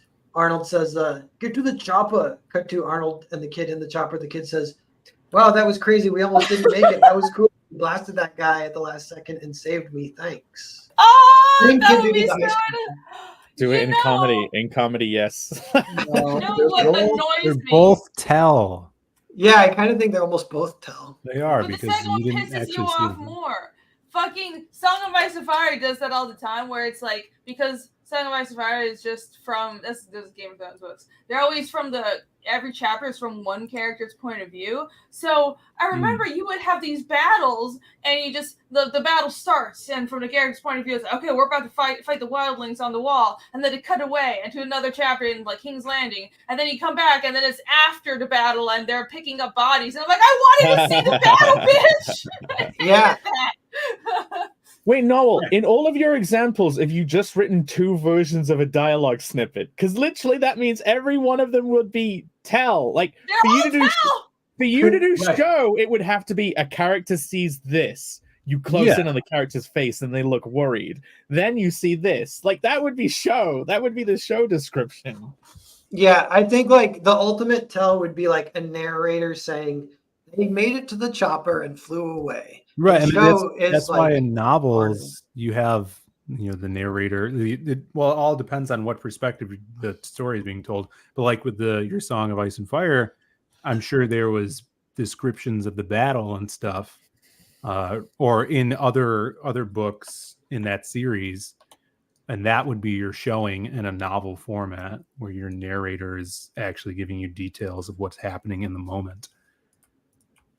Yeah, and I don't know, like a visual. Yeah, if it's words. We'll see what comes up. Telling, so I'm like telling if it's like recapping or summarizing, it's definitely faster paced. Showing everything wouldn't necessarily make it a story. That's like real life. Your real life is like showing everything. So you have to choose stuff not to show. Is there a third option between show and tell? Depending on what you don't show, you can create implications. And that is like kind of related to telling a little bit, but it's also its own thing. It's almost like that's almost like a third thing. That's what I thought with at least with comics. That's what I think is better comic storytelling than just having the characters exposit in dialogue. For example, you can have two characters saying, well, character A brings up, oh, this character, Jim, is helping me with this. And character B is like, oh, he's an asshole. I really don't like him. He fucked me over this and that time. Or you can have the character say, oh, bring up Jim, and then character B describe how they react. They just go quiet, and then they kind of react, oh, yeah, Jim, and with the tone and the way they act, especially in comics, is visual, so you can act it out. That could reveal character, and it depends on their personality. But if they're more of an indirect kind of person, that could work better. You don't have to have them on the nose describe everything right away. You can withhold some mystery to what happened between this character B and Jim, for example. Yeah, like telling's a little more on the nose. Showing is a little bit more like room for interpretation, which is funner for the audience, kind of. Yeah, like if you had, say, like super tell would be like people looking at a screen and relaying information about like a bombing that just happened, and then showing, like, you don't have to show the bombing, but like a version of showing would be like someone runs in screaming with their arm blown off, saying that an explosion just happened, right? Like on the gradient. I just realized that's what you described. That's a great horror story technique where you don't tell. If you don't tell if someone runs in with their arm chopped off, or they just saw something horrible but they can't say it, that makes horror better. Because if you don't show the monster in horror, that's more horrifying. You just see how everyone is traumatized and reacts to it. Yeah, and that's to relate that to comic books, having those moments between the panels where things happen and those beats that you may not see happens off panel, but you could see the start point and the end point. Like those moments could be very, impactful to your reader. Yeah. Holy hand grenade. This is basic. Who chose this? Fire them. It's confusing to me, Holy, so please. Adam Miller, the show versions of Get to the Choppa is Raiders of the Lost Ark opening scene. Yeah, and then you see the whole thing. It's like more set piece, real time. It's awesome. When I first read the topic on the thing, I thought basically you were going to do like an argument for tell, don't show. Oh, yeah, because that's my style, but no, definitely not. Okay, shit. Yeah, I was like, an argument right now. I was like so argue against a narwhal rule that you tweet out. Narwhal rule 15. Tell, don't show. Yeah. Yeah. Yeah. Telling something that has already been implied is redundant. Probably a good rule. Never tell something that has been implied. That is like, yeah. So there's like a third version with this chopper. Like if maybe you did see them run all the way to the chopper and some action happened. And then if the kid said this after you just watched it happen, that would be like the worst. And that's kind of like an edit. That is a little basic, but that's like an editing thing. I do that when I'm writing. I double check to make sure that I'm not like saying something and showing it at the same time. Yeah, definitely your redundancies you don't want to do. What I find myself doing if there's something that I want to imply is I will imply it throughout the story in multiple different ways in different scenarios. So like, for example, if a character gets his powers from injecting himself with something, you never really say that. You show him injecting himself, getting the powers, and then later being like, if I do this thing, then I won't have to use that juice anymore, so I'm going to do this. So you reiterate it. You don't blatantly say it. you throw it in through conversation and through visual aspects as well. I feel like that really treats your readers with respect and not that they're dumb. Because a lot of this don't tell stuff is like, don't tell me this is happening. You know, Yeah. I'm not a 4-year-old. Yeah, that's come up a few times. Like it immediately becomes on the nose if you're Mhm. doing a tell thing. Yeah, cool. Can I make more comedy arguments? Because I'm Ye- getting into doing that with this.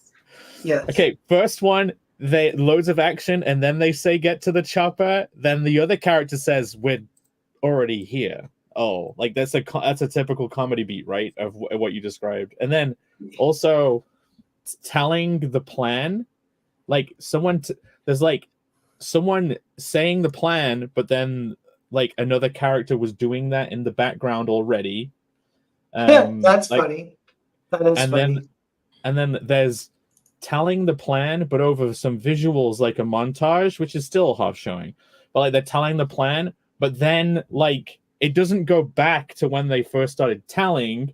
The visuals of the plan were them doing it after telling it, and then the story just carries on from the end of the montage. Do you know what I mean? Like first we got to do this, then we got to do this, while showing it all, and then at the end of that sequence they dust their hands off and go, well, that's that.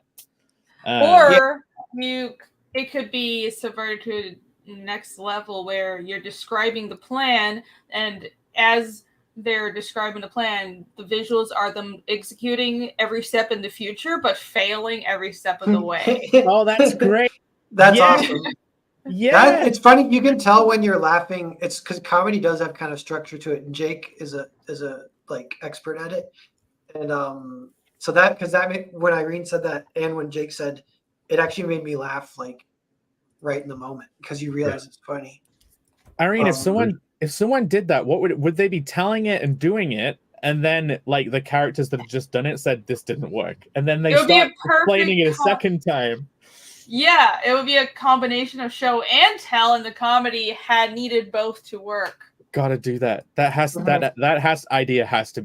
has to be used. That could be used in a thing. Yeah, you could use it in Carnal's world pretty well if there's a heist story with Carnal. I could very easily. Yeah, I'll steal that idea. Thank you, Irene. Real quick, FKA, the background story talked about in the original Star Wars trilogy was better left to the imagination compared with how prequels were executed. Yeah, that is, if you're trying to argue for tell versus show, that's an argument for tell versus show. Because it is like when you, it doesn't really, I mean, yeah, if you make the whole story, it's not even the whole story. It's just it existing as a form of tell is where all the magic happens with our imaginations. And that would get killed if you show it. Mm-hmm. There's a certain point where the thing is already set up, and I don't know, if you exposit too much on the world building and on all some things don't need to be shown almost. You know how this is an interesting point. It's not like a fully formed thought in my head yet, but I'm learning that some things with world building, you don't have to show everything. It's better if it's implied. It's better if, for example, if a mythology or a certain type of magic isn't completely explained. For example, like the Force in Star Wars, when that was over exposited, and I don't know if that is really a show don't tell thing. That was almost over world building. Like you're getting too into the details. The magic is gone because what matters is the effect. And what happens now, it's not exactly, let's show how it happened and the science of it. It doesn't matter. It's the substance that matters.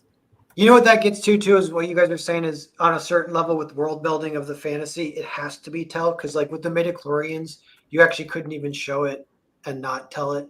Because if you don't tell it, nobody knows what the hell it is. So you have to say the word midichlorians. Well, I mean, but with midichlorians, I guess the argument there is you don't have to tell anything. It doesn't actually have to explain. Some things do not have do to be neither. shown They or should have done, told. in that case, they should have done neither. Yeah, that's overtelling and probably And overshowing as well.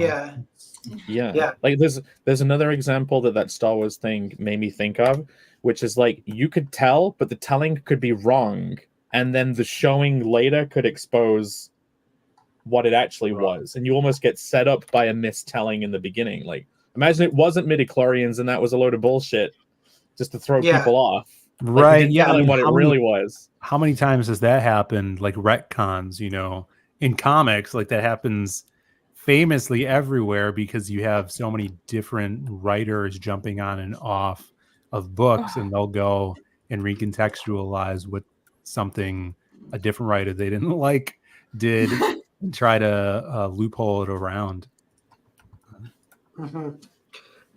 So I feel like this question is getting a little deeper. I wonder what you guys think. So the question is, if your story is a mix of show, imply, and tell, what's a better concoction? So the options are 50% show, 40% imply, and 10% tell, or 20% show, 75% imply, 5% tell. And this with the idea that 100% show is real life, and that wouldn't work. Or it's like a real time the whole way through. It's kind of weird. 100% tell wouldn't work. It's like a summary of a story, kind of. It would genuinely just be how you execute it. Like I've said, Red Dwarf, really low budget show. They only probably got to do 10% show because they couldn't always go and fight a monster or go on another spaceship. You know what I mean? They had to sit around and make fun of each other in their own spaceship. And that was kind of a lot of tell, but you're showing with emotional reactions, right? It would just be, I guess, how you did it. Yeah, I think every story is different. I don't think there is a magical formula that works for every story where you can, like, I haven't seen Red Dwarf, but what Jake described sounds like it could work, especially if you have really strong characterization, and it's interesting just seeing the characters play off of each other. If the characters are boring as fuck and they're going on and on about, well, yeah, I ran into this alien and it had 3 arms, it's boring as shit. But if the characters are not just telling the story like, this is exactly how it happened, but he's like, oh yeah, this alien hopped out at me and almost stabbed me in the face, but then Jim slipped and then kicked it in the shin and then it fell on his balls or some shit. Like, and then they're insulting each other while they're doing it. I don't know. It doesn't make sense. Anyways, that's fun. It might personality. It might be the type of thing you tell. Like, telling of action could be worse than like telling of someone's embarrassing story from when they were younger and another character's making fun of them whilst they're telling it, or another characters are interrupting their story saying, that's not how it went. You failed miserably. Like, that would be a fun telling, whereas just someone sitting there and describing like all of the step-by-step of an action sequence and never showing it, that would be like boring telling. But you kind of, if you flipped it and you showed their embarrassing story, that would almost be like a boring show. Oh, interesting. Yeah. And real quick, Adam Miller, he goes, telling is probably better with mystery detective stories where the audience is trying to piece it together. Yeah, because I feel like Girl with the Dragon Tattoo was kind of a lot of exposition, a lot of quote unquote telling, and it was great. It was like really fun. Right. Yeah. Well, you don't really, especially in mysteries, you don't really see the active things happening. And a lot of the times what you do see is not even reliable, right? You have the unreliable narrator stuff. Yeah. With like that. I think, this little formula thing, it's all up in the air. It depends on the story and the creator and what the story needs to be able to be a fulfilling story. Like however much of one thing is in there. It's all different depending on so many different variables. I do think a lot of... Oh, sorry, go ahead. Or just real quick, is implying is like very fast-paced stuff. Like Girl with the Dragon Tattoo is a lot of implying. Like they get when they say like get into every scene late and get out early. That's like you're implying the beginning and the end that people don't need to see. They can put it together. So that there is like some fun things for the audience to do with when you're implying a lot of stuff. But it can make this breakneck pace where it almost borders on montage, and it's almost can get simple what you're delivering the information. Can get almost in that on the nose zone. And Girl with the Dragon Tattoo flirts with that. It's like mostly implication, and as far as show, you're just seeing people standing around talking and looking at evidence and stuff. But yeah, what were you gonna say, Rini? I was gonna say with Girl and Dragon Tattoo, that sounds like I haven't read it, or seen it, but that's more of a mystery, right? And I've noticed with mysteries, you can get away with a lot of telling, not showing, more so than in other genres, because it's about the characters discovering the truth. So it's about the characters and their point of view, and what's interesting is how the characters are reacting and the logic behind how everything is revealed. So I think that what balances out tell not show in something that isn't a comedy, it's probably characterization. If it's either strong characterization where the story is not just being told step by step like what we were talking about in Red Dwarf, but it's the characters are just bantering and insulting each other, and through the insulting we infer what happened in that fight that we don't see, or it's a mystery and everything is revealed through tell, but it's still interesting because the characters are reacting emotionally and logically, piecing everything together, and that kind of puzzling everything together is interesting in how it happens. That is justifiable or competent replacement for showing. I think in a character centric piece of media, seeing the characters playing off each other actually is the showing of that media. Like you're there to see you're there to like see the characters bounce off each other and like talk. Yeah, because there's even a tell version above that would be really bad, where it'd be like a narrator saying they got in a little fight, but it worked out, and you're on to it's like super fast paced where you're moving on, but maybe you shouldn't be moving on in the case. Moving on to the next thing.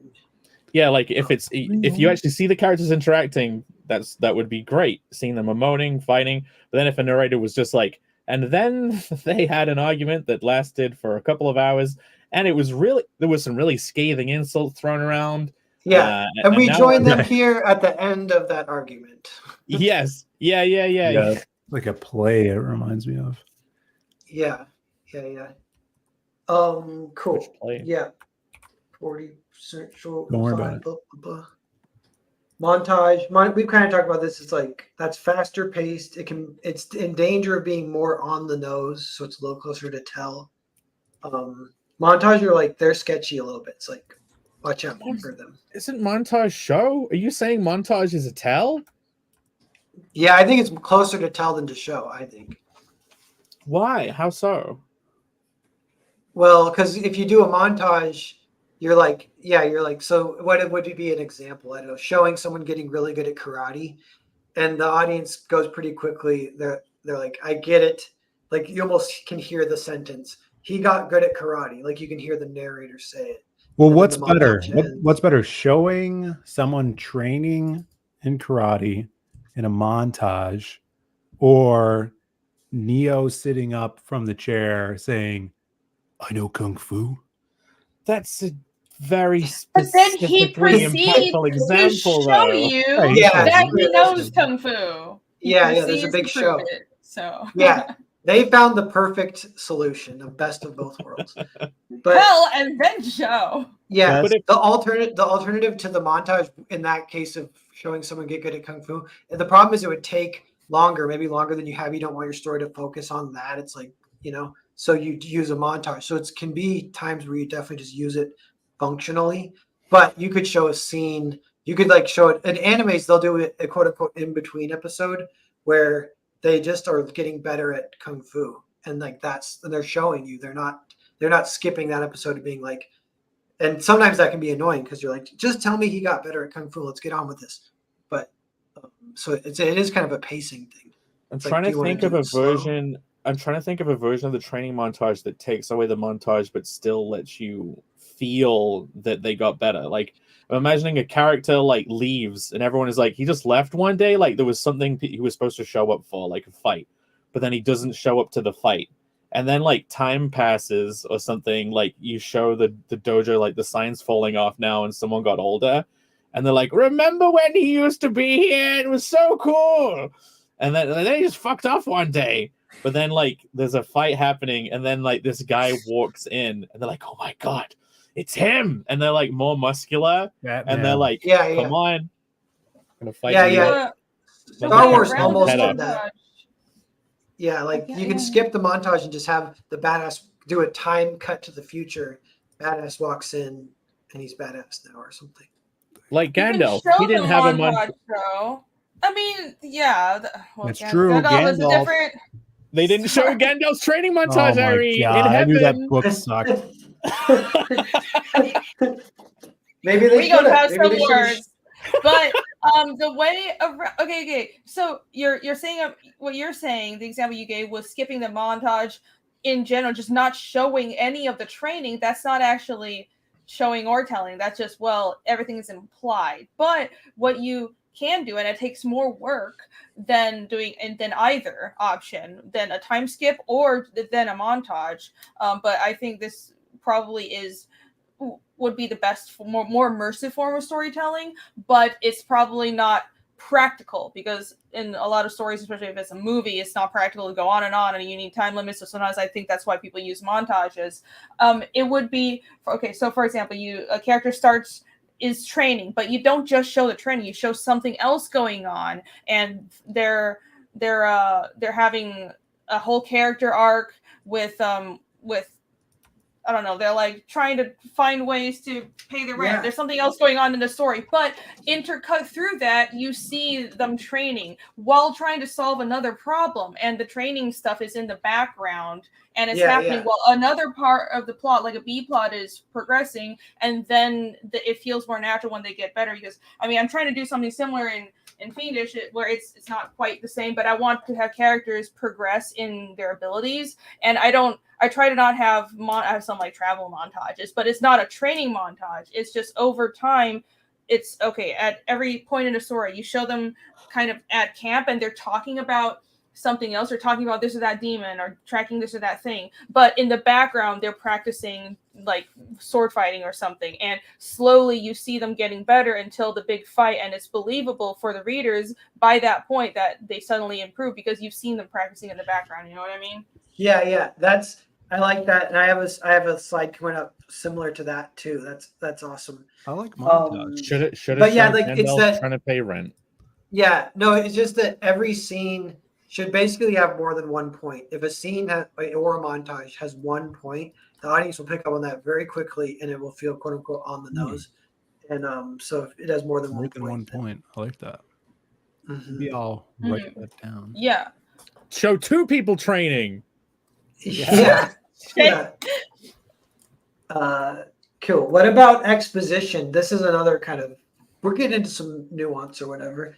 Exposition can be real time, meaning it would be more in the show. And we've talked about some of this, like where you're seeing the characters bounce off each other, fighting. You're in the moment. The scene can be really good, whatever. But it also could be summarizing, which is more tell. So it's kind of a mix of both. Probably should imply whatever you can for starters. So you're trying to get out late, get in late, get out early. Best of both worlds, get in late, get out early. Some implications. Lean into the real-time scene when delivering the needed exposition. Telling exposition would be a summary of a summary. And we talked about that too. So yeah, that's like they argued for about 2 hours, and now we join them at the end of that argument. Like, that's telling. That's bad. But seeing them argue or like do exposition to each other for 2 hours, maybe not 2 hours, but having a scene of them talking. And if you can think of exposition scenes, and yeah, they're fine. They're functional, and we appreciate the function that they serve. I think like a good one, it's not like it's your favorite scene ever, but you don't hate it. In fact, you usually like it because you're like, we need that. A really famous one is Raiders of the Lost Ark, has like a really good exposition scene, and it's just so functional. It's just so like, yeah, let's fucking get in here, tell you what this is all about, and let's get rolling. Yeah. Writing hack. This is kind of, Irene was talking about this, but if the character relating the exposition is excited to relate it, and the character receiving it is excited to listen, then you're pretty much good to go. Like, that's always going to be decent. Yeah, that's enough showing. That's the bare minimum showing, right? Like the character's reactions to the information being relayed. Yeah, and I think the audience like picks up. You've set up the context that the audience will be like feeling that way too. They're like, yeah, I want to hear what he's going to say. It's going to be that we're going to get some answers. Let's do this. Exposition is awesome, in my humble opinion. I love it. I don't know if I fully agree with that, but we need more exposition. I don't know if I fully agree with that. Noel doesn't know if he agrees with Noel. That was me effing with you guys, kind of. I wrote that. And in all this, the only big no-no is being redundant. That's come up a few times between show and tells, like when you do kind of both, and it's redundant. Mm-hmm.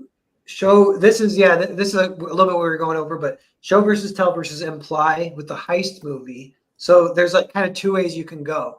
And this is the non-comedy version, so we can go over that too. It's like where you break all these rules or whatever. But heist movie outline number 1 is you hear the plan in detail, which is the exposition, and that can be great. Like that's always fun, planning the heist.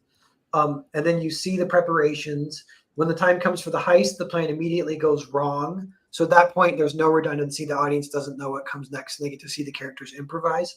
Number 2, we don't know what the plan is. We never actually see it, so we just see the heisters be badass in the moment. We get to see their badass plan play out. In that case, we just omit all the exposition and planning. You just don't show it or tell it at all. I would say that the telling of a plan would be an integral part of the heist genre. And if someone watched a heist movie and there wasn't an explanation of a plan at any point, and then the film ended, like the person would be like, "Wait, was that it?" You know what I mean? Like they would be expecting. Like I think in a heist movie, would you expect a plan telling? Would you? Well, I can think. I'm trying to think of the example. There's an example that totally did that. And where they don't show the plan, and then it's cool. You just see it play out all badass. So I don't know. I think it works either way. But I wish I could name the movie I'm thinking of. But and then so the inverse of these, if you were to show the plan and then have it go exactly how everyone said it would, you guys can imagine that would be terrible. Yeah. Also, bad would be not seeing the plan, but then apparently having it all go wrong anyway. The audience would just be like, okay. The problem with classic show versus tell. We've kind of gone over this, but if the scene has a goal, it has 1 point, the audience will pick up on that. So then it's kind of like whether you tell or show, the audience is still kind of like, I get it. Like Right. The one example that it's like an anime trope. Some of these become tropes that people kind of scoff at a little bit. But have you guys heard of the kicks a dog trope? Yes. Yeah. I don't know what it is though. If you want to make a villain, people hate a character, show them kicking a dog. Yeah, so that's an example of show versus tell, where it's show. You want to show that they're bad. You're not going to tell that they're bad. So you have them kick a dog. The audience will still roll their eyes at that because it's just so on the nose, And especially if it's a scene where literally nothing happens except they see a dog and then kick it or whatever. Wait, and so Yeah, is the inverse version of that saving a cat? Yeah. Yeah. But then But in a comedy, sorry, go on, Irene. Well, that would still be probably a little on the nose if it's just that. So multiple points I was going to bring up is what Darth Vader's introduction is kind of the kicking a dog, except he's choking a man, and but it also. There's multiple things happening in the scene besides when he's just randomly choking a guy. There's other stuff happening. There's world building going on, and I think that's another thing I've been learning about writing scenes is have multiple things happening at once. If you can solve multiple problems, reveal character, but also world building, progress plot. You want to try to hit all 3 of those things for every scene, and if you do that, then that's perfect. If Darth Vader had choked a dog, it would have been 2 on the nose.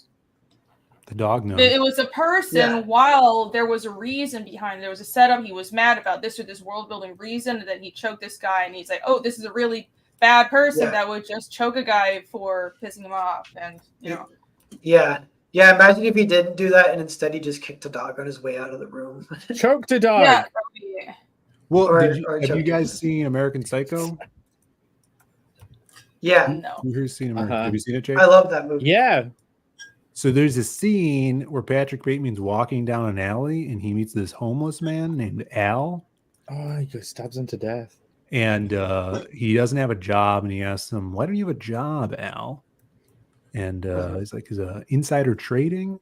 And he starts laughing to himself. Anyways, he ends up stabbing Al, but before he walks away, he kicks his dog. Does he? Yeah. Over Did that the top? happen? And then you hear the dog go, and then it's implied that he stomped him a couple times. That's an example of Schrodinger's hobo not being real. The hobo didn't get to tell on him to the police. Right, he died. That's how you defeat Schrodinger's hobo. You have Or to kill did he the hobo. die? Oh, yeah. That's what I mean. Yeah. He defeated Schrodinger's hobo by killing the hobo. We don't even know if that hobo was real. Yeah, he did a little overkill, and he killed the dog. Yeah. As well. So, real quick with horrible bosses, I remember with this movie, it was like scene one. There's like 3 main characters, and they all have a boss, and all their bosses suck. So scene 1 was like, here's this guy, here's his boss. His boss sucks. Scene 2, or now it's like scene 4 even. Here's this guy. He has a boss. His boss sucks. And it was every scene had like 1 point. And by the time they'd established that all 3 had bosses and they all sucked, it was like 40 minutes into the movie, and I turned it off. I was like, fuck this movie. But yeah, so I don't know. In that case, maybe you could do it all in one scene or something. Have a way to tell everyone.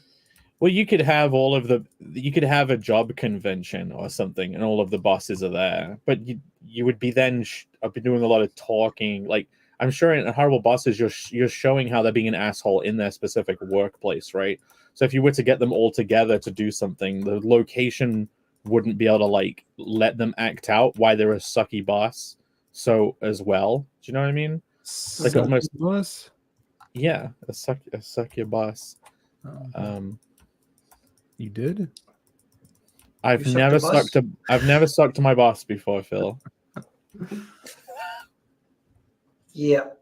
Okay. What's the next slide? With tell, you have something called the unreliable narrator at your disposal. Hey. So, yeah, the options are tell, not tell, or lie. Does this exist for a show? You could show, you could not show, or you could lie. With visuals, lying is relative. A character may see something that doesn't exist, and the audience gets to see it too. This is like Crim, right? I think a little bit. Yeah, sure. But what if the audience alone gets to see something that isn't there? The information related has nothing to do with the characters in the story. They're reacting to something completely different that the audience doesn't get to see. So that is German Expressionism, which is funny. This is like the main example is Nosferatu. So this gets a little weird because it's like I feel like audiences never got used to this, and it's never used really. So it's like, and there's always an alternate explanation that makes in some ways like more sense. So you could explain it like, because here's the question: is like, why doesn't he run when a monster answers the door? Why doesn't he just run? And the German Expressionist answer is, well, we're not seeing what he's seeing. He's seeing a man, and so he is not running. Though the movie is providing for us a deeper view of reality, and we're seeing the monster, but only us.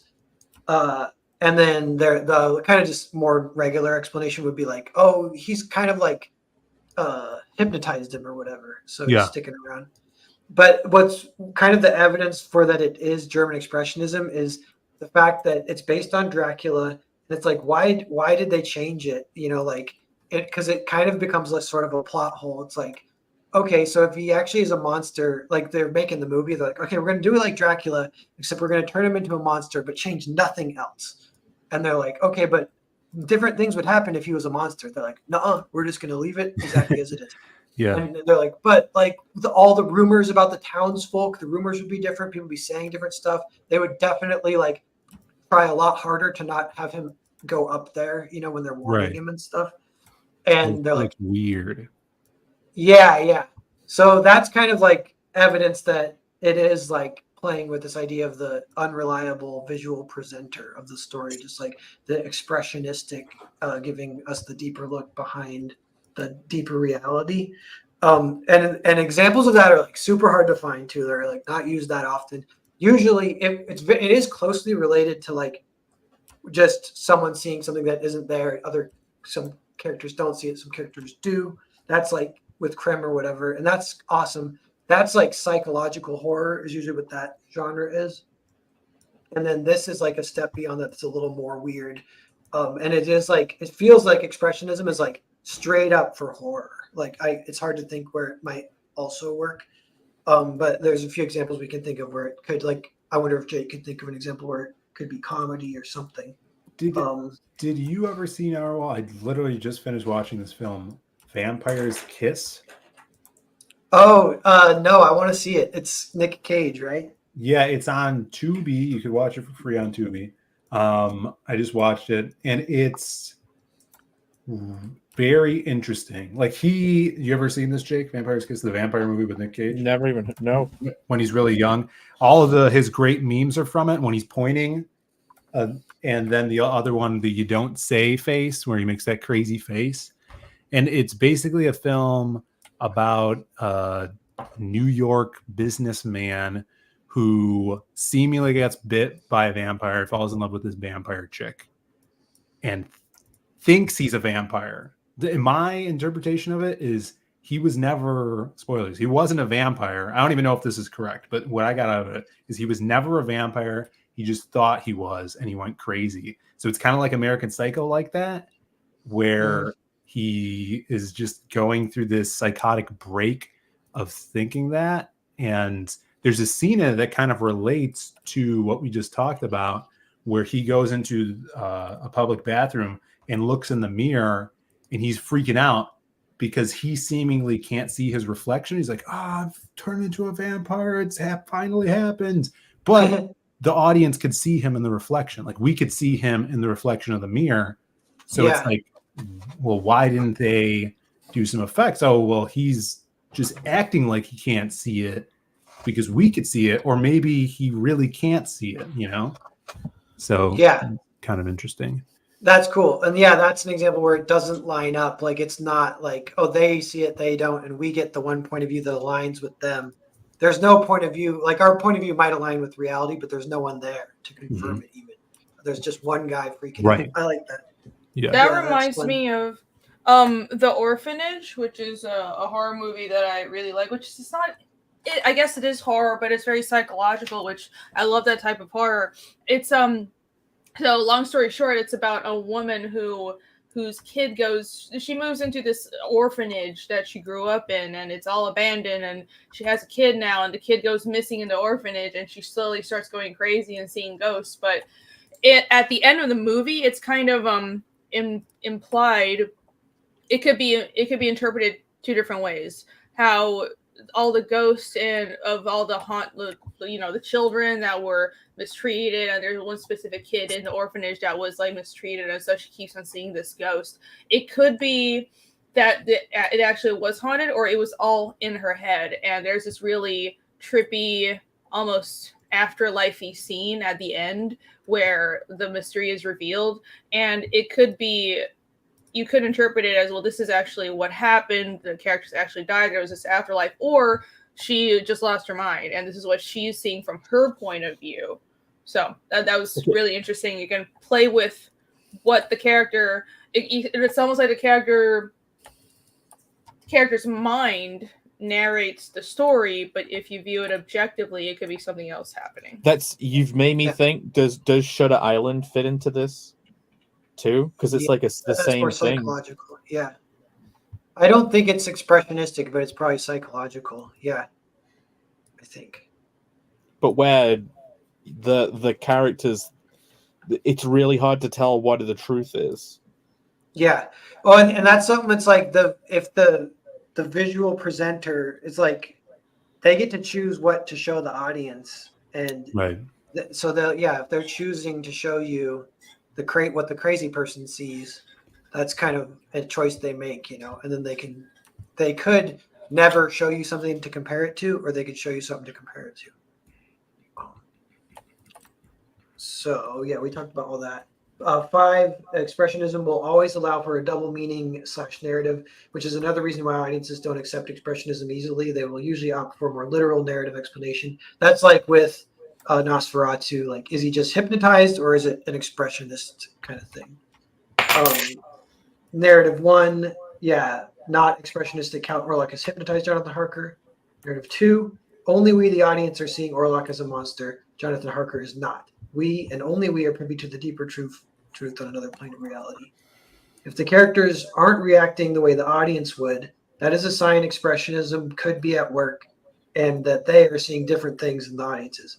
But the audience has no way of knowing this. They have to opt into that expressionistic interpretation. Over the years, the why are they acting so emotionlessly vibe to horror has trickled down and become a cool tradition in its own right, carried on by Junji Ito, Silent Hill, a lot of the psychological stuff. Sometimes it's expressionistic, sometimes not. But yeah, I noticed Junji Ito does that. Like nobody ever reacts how you think they should, and that's cool. Like it's weird, and it brings into this question. It would be boring if they did, right? Yeah, a little bit maybe. Well, that's the contrast, right? The juxtaposition of your expectations to what actually happens Makes it more impactful. Hey, Yeah. Nice. Well, they don't just react in how you don't expect, because I think in storytelling you want to keep the audience on their toes, and characters should react in a way that isn't standard but also is in line with their characters. And what Junji Ito does is have the characters react in a way that is neither. It's not what you'd expect. It's also not what the characters would normally do. It's not like this person is kind of more introverted guy, so he would react in a certain way. No, it's just completely out of left field, and it's almost like they're possessed. And I think that's what's freaky. Yeah, you want them to have a reaction that creates a question. Yeah. I know sometimes he has it where they accept the craziness way sooner than I would think they would, and it kind of that almost like speeds up the pacing or pulls you in a weird way. We're like, oh, okay, all right, we're getting down with this then, I guess. Cool. Yeah. You can share multiple viewpoints with the audience, which makes it psychological horror, which is awesome, but not expressionistic at that point. Yeah, so those are like the two options. So here's an example that I think is an expressionistic example that is a rare, real case. Who the hell's that guy at the top? Is that Benjamin Button? No, this is from Inception. And at the beginning of Inception, Cobb, Leonardo DiCaprio, rolls up on the shore. He's been in limbo. And he rolls up on the shore. He goes to this castle, and then he meets this other guy who's been in limbo, which is like a dream within a dream within a dream, where time really slows down and you get stuck there for like sometimes hundreds of years. And Cobb has already been stuck there once, and he spent a lifetime and became an old man, but he did escape and he came back and he's young again. But then it happened to him again. He fell into limbo again, but he does eventually find his way to the shores, meet the old man, talk about getting out, and then he does escape a final time. And he wakes up on the train and he's only been asleep for like an hour, which is crazy. But so this is they did makeup for the old man, but they didn't do old man makeup for Leonardo DiCaprio. I think this is an expressionistic thing. Like in this scene, he actually does look like the old man, but they aren't showing you that. They're only showing you kind of how he sees himself, kind of thing. Kind of like Quantum Leap. Yeah, but do they do that too? No, just most of the they show what he's supposed to look like every time he jumps into a body, but then it's like him. Oh yeah. See, that is expressionistic. That's awesome. That's fun. This is a bad example. That's like shit. But in the Wonder Woman 84 movie with that guy that she takes over. Oh yeah, the body that's just used. I never seen it. Yeah. It's horrible. Don't watch it. But it's funny. That's a total. I think that's totally the same thing. It's totally an example, and those are weird. Yeah, that's funny. Expressionism can be weird. Yeah, and in this one, it's like on a previous scene. There's always another way to explain it, and people will almost always choose the other way. And in this case, that they just say like, no, Cobb this time in limbo, he wasn't there for 100 years. He was just there for a couple years maybe, and it was kind of shitty, but it wasn't like 100 years, and that's why he still looks kind of normal. And that's what everyone says. I can't find anyone actually giving the expressionistic interpretation, which means that Cobb was actually in limbo for hundreds of years at the end, which I feel like that makes way more sense even for the story. I think that he got totally fucked at the end. I think bouncing off of this Inception, because Inception was inspired by Paprika, and Paprika does that as well, where in Paprika there's two characters. There's this female doctor character and Paprika, which is this dream girl, this female entity almost, this girl that exists only in dreams, but she's supposed to help people with dreams, and she's an alter ego of the Doctor, and she's almost like an opposite of the Doctor's personality, like her shadow or whatever.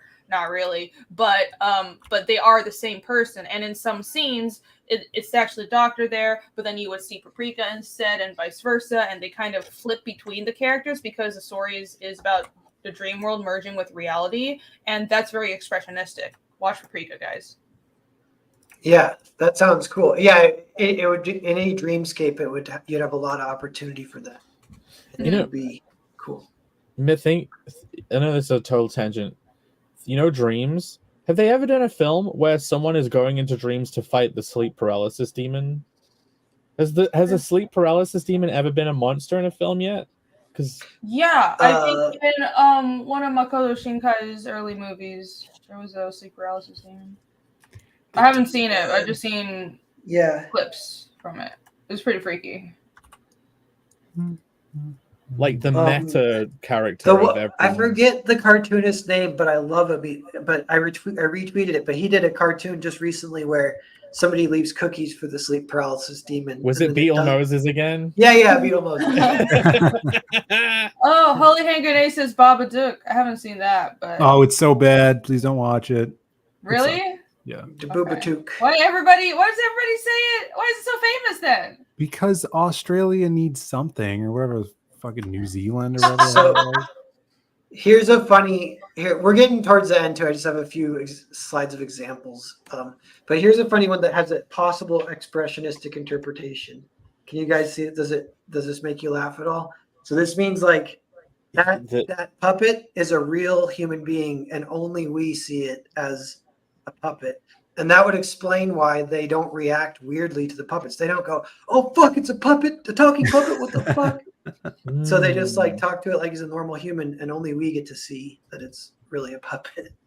Jake's dying. I don't know. I'm knowing that because this is an example that makes me think there's possibly a lot of examples that we could have access to by using this as one. Will you ever think of like, what if we're all puppets, but we just see each other as humans? Wait, we can check who has a hand shoved up their ass. Yeah, maybe.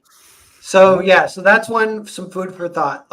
So actually, I do think all Sesame Street, all Muppet movies where you have an actor interacting with them and they're acting like it's normal. I've thought for a long time, I'm like, there's something about this that's a little bit more entertaining. It's a little extra level. Like, why is it kind of funny that the fact that they treat it so normal?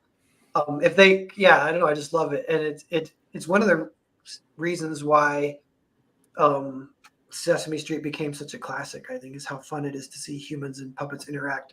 Like there's no big deal. Who Framed Roger Rabbit is like that too. Yeah. Toon World. It's like, people react like they're cartoons, but it's still so much more normal than in our world. If imagine a cartoon came to life, we'd all just be like, want to bang. It forces the audience to get on that level and go with it. Because at first you'd be like, wait, what the hell? And then you just go with it. Like, imagine you see Sesame Street for the first time in the 70s. You'd be like, what the fuck? He's talking to some puppet? What the fuck is it? What about like talking animals in a film like Babe? Oh, here comes the furry shit, Jake. Jesus. Babe isn't a furry. You were literally just talking about fucking Tex Avery wolves. But like mentioning that Babe exists and animals talk in it, because all of the animals are talking to each other, but to the humans they're just making animal noises. Yeah. Hey, Chad's noting that I have seen Pooh for Roger Rabbit. Yes, I have. I studied animation. She was forced to watch it as part of her entry into the US. Yes. Yeah. Such a good movie. It's the hitting the light bulb scene with the constantly moving shadows. Oh yeah, it's crazy. And there's like a Muppet movie that's kind of awesome called Meet the Feebles, but it doesn't have humans in it, so it kind of loses that element of mixing it where it has the possible expressionistic take on it. It's definitely a little extra fun. It's like a little extra interactivity for the audience to like get on that level and be like, yeah. It's just, you know what it is? It's suspension of disbelief. It's as simple as that. But that it makes the audience invest more, and it makes it funner for the audience because you're like, all right, I'm going to give you some extra suspension of disbelief because you require it. And then, I like that. Yeah. Shallow Hal. This came up when I was just trying to think of stuff. Great movie. Oh yeah. I'd fuck fat Gwyneth Paltrow. Oh my god. You're like, she doesn't even need to hallucinate me. I wouldn't even bang to see regular her Gwyneth scream. Paltrow. I'd be like, this is the real goop. Oh, Yeah. So you could say Shallow Hal is an expressionist masterpiece. It probably is a good comedy. I haven't seen it. I was like, I didn't know it was. dude, you got to watch it. It's really good. It's You funny. should definitely watch it, and then you'll Yeah. want to, you know. It's probably like, yeah, got lots of interactivity. The audience getting to laugh along. It's or got whatever. Tony Robbins in it. Nice. Yeah, that picture made me laugh. Like, this is like expressionistic kind of because, Yeah, for sure. yeah, because it's like, what the hell? Do you know the premise cool. of this, Irene? Well,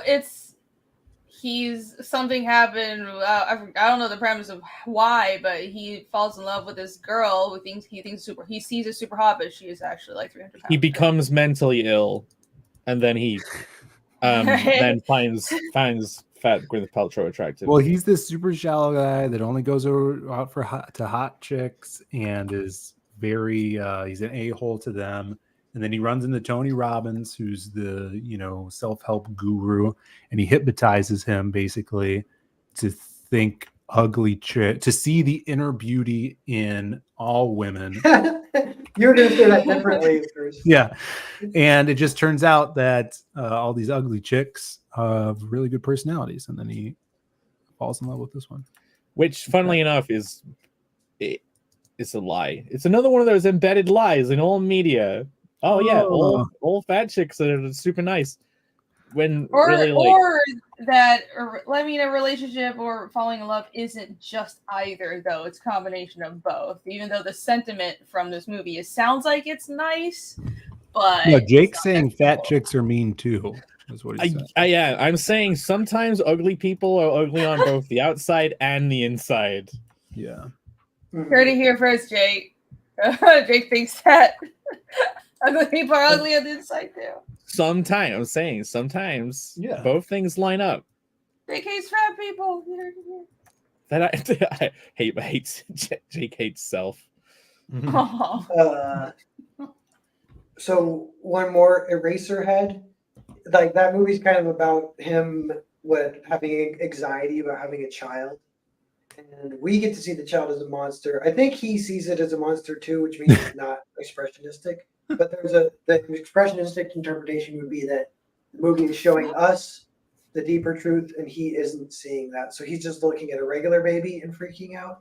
That's actually kind of funny. Like, the regular baby makes him make that face. Because that's kind of more I know true. people like that. Yeah, that's like what the movie's more about. It's like, no. He didn't have a monster baby. He just had a regular baby, and he's like freaking out. How watchable is this film? It's artsy-fartsy and boring, if that's what you're asking. But it is awesome, though, if you can watch it. If you can get through it or whatever. It's good to, like, say you watched it or whatever. I want to comment on the design of the baby.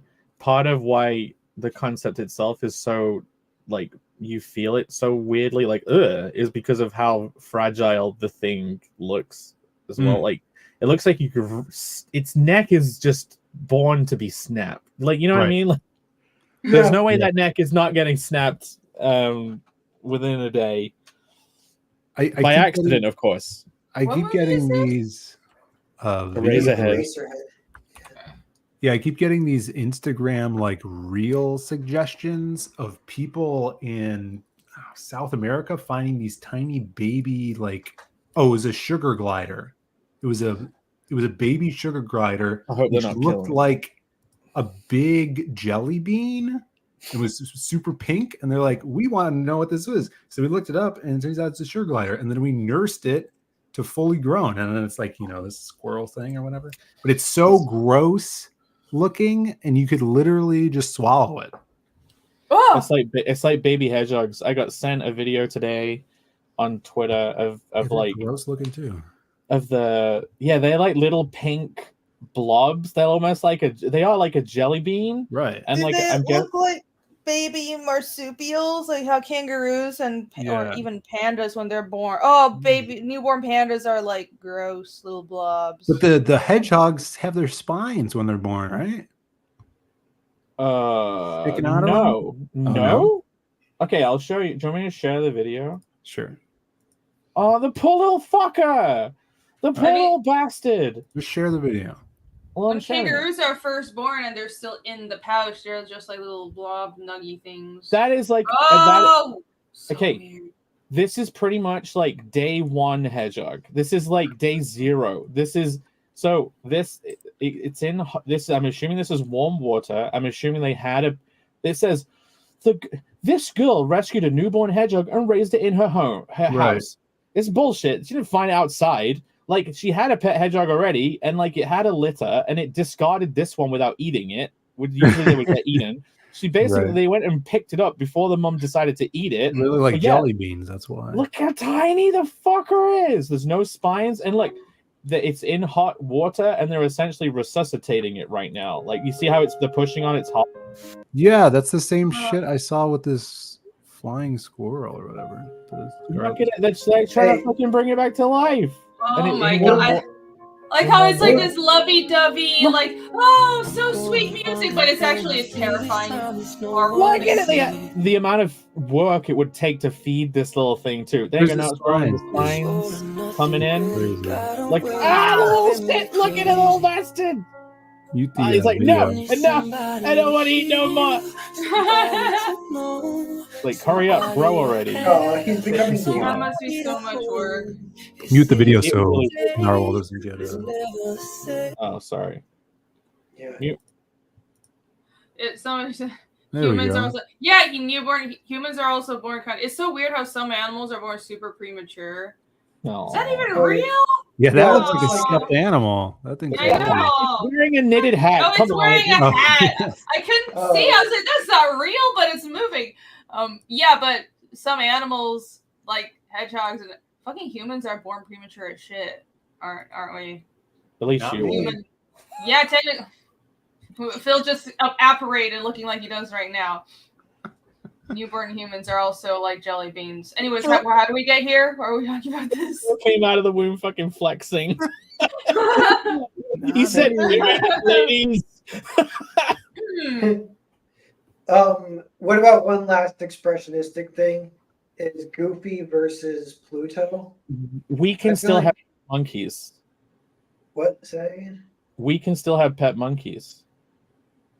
Who can? A human could have a pet monkey the same way that Goofy could have a pet Pluto. So you think Goofy is an evolved dog? He's the human dog, the same way we're the human monkey. Okay, see, so that's the not expressionistic interpretation.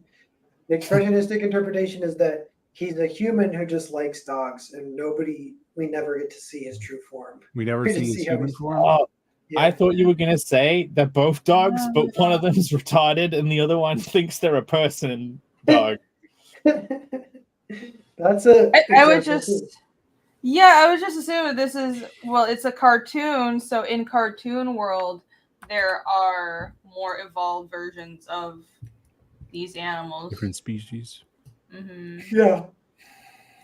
That's non-expressionistic. Mm-hmm. Yeah, Pete's a dog too. It's not as interesting if Goofy was actually a human. Wait, Pete's a dog?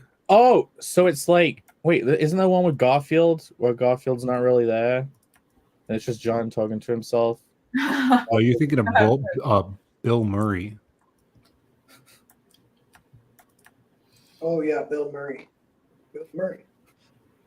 We can kind of enter the second half here. I gotta. Where was the ending? Yeah, what was the conclusion? What was the epic conclusion? It's everything we've been talking about. Whatever. You're showing, telling, and implying. You eject your space. Use telling sparsely. Don't be redundant. Keep an eye on what you don't show. And don't tell. Also, the inverse. That's always useful. Mm-hmm. Also, you could lie for both of them. Opens up new options. Messing with reality, showing what you show the audience. That's expressionism. It could be toned down or regular, or it can be converted to psychological horror, which is like a little more literal in a way, but that's awesome. Expressionism is rare and awesome, and imbues your story with a double narrative. That is kind of fun to have a double narrative. The Birds is like that. The Birds has like 2 interpretations. I like how we've discovered that there are different levels or percentages of show versus tell versus unreliable narrative, and it kind of applies differently to different genres. How in horror you can't, and mystery or more psychological stories, it's more character based, so you can do more tell, but then in comedy the rules are different, and then it's different ways of showings. Interesting. There isn't like one rule set. It's more just here's a tool set of storytelling devices you can play with and think about what fits your story best. Yeah. Expertly concluded. I love the don't be redundant thing. And then also each scene should have more than 1 point to it. Yeah. Show Gandalf. What I'm writing down. You're right. Don't be. Nice.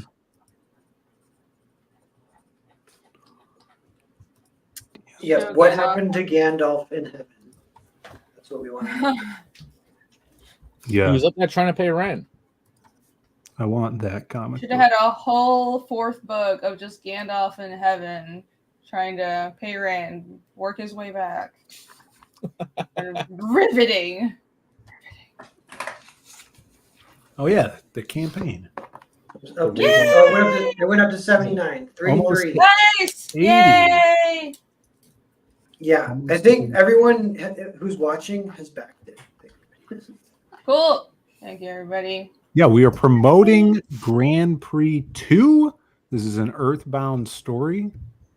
And we're here with Narwhal himself, who's going to step out for a second. Aren't you going to step out? Yeah, I'm going to go to the bathroom. I'll be right back. Do we have a transition? Yeah, why don't you play a video? At least just 2 seconds of anything. Yeah. But not the Halloween intro. That's obviously the one thing you're going to play. Oh, I was going to click on that. I knew it! Just a little bit of this one.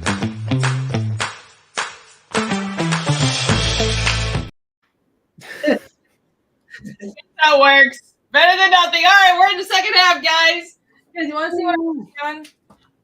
Irene, you hit 100 backers. We hit 100 backers on the. Oh, did I? Yay! Thank you, everybody. Everybody also, first of all, go back Grand Prix. That just launched today. But also, check out Fiendish 2.5 on Indiegogo. I have an Indiegogo exclusive cover, and that's only up for like 10 more days. So, very limited. Very limited. Vitamin Studios. Narwhal can't make you big, sadly. It said, have I checked out Society of Virtual Shorts on YouTube? No, but I will, because I just looked it up and it does look well done. Reminds me of fucking Venture Bros. You finished that? Have you finished it?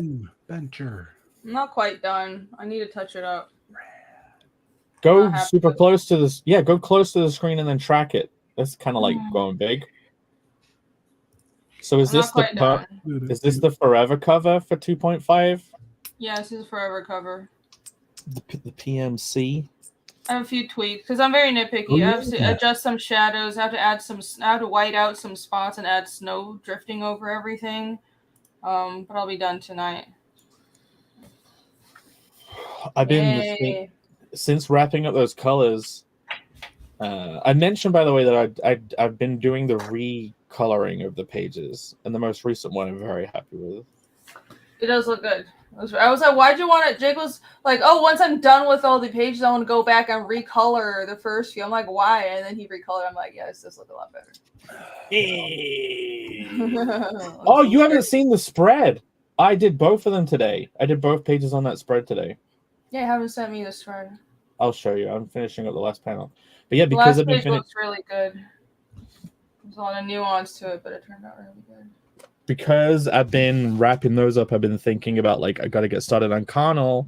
Like, I messaged you saying, shit, 50 pages in a year? That's drawing one every 3 days and then also coloring it in 3 days.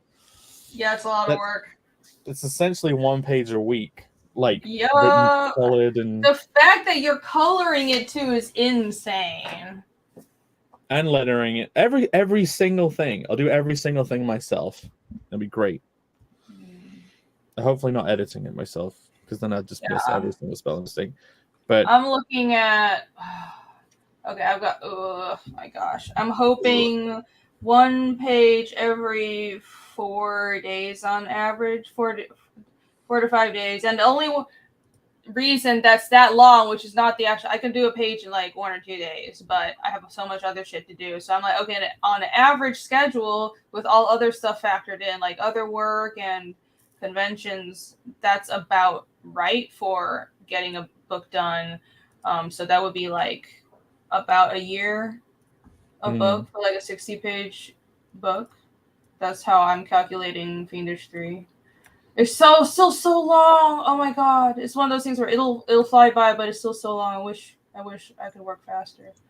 I'm looking forward to looking forward to getting really stuck into it. I think that it'll get quicker if you just do more, like a lot of that. Like it will. Yeah. It's like one of those things where once you get in the groove, you keep going, is what I've noticed. But what I hate is that I keep on having to, like, it's still I have to stop, like, pull yourself out of the zone to do other stuff, and that's what's really annoying, because I like just being in the zone and just working for pages for weeks on end, and that's great. Yeah. That's when you do your best work. Comics takes time. Yeah. No kidding. Speaking of that, I just got my shipment notice that my copy of Fatal is on its way. Fatal. Do I already have that? Clint Stoker, Fatal. Remember Charlie Snogans? I've had that for a while.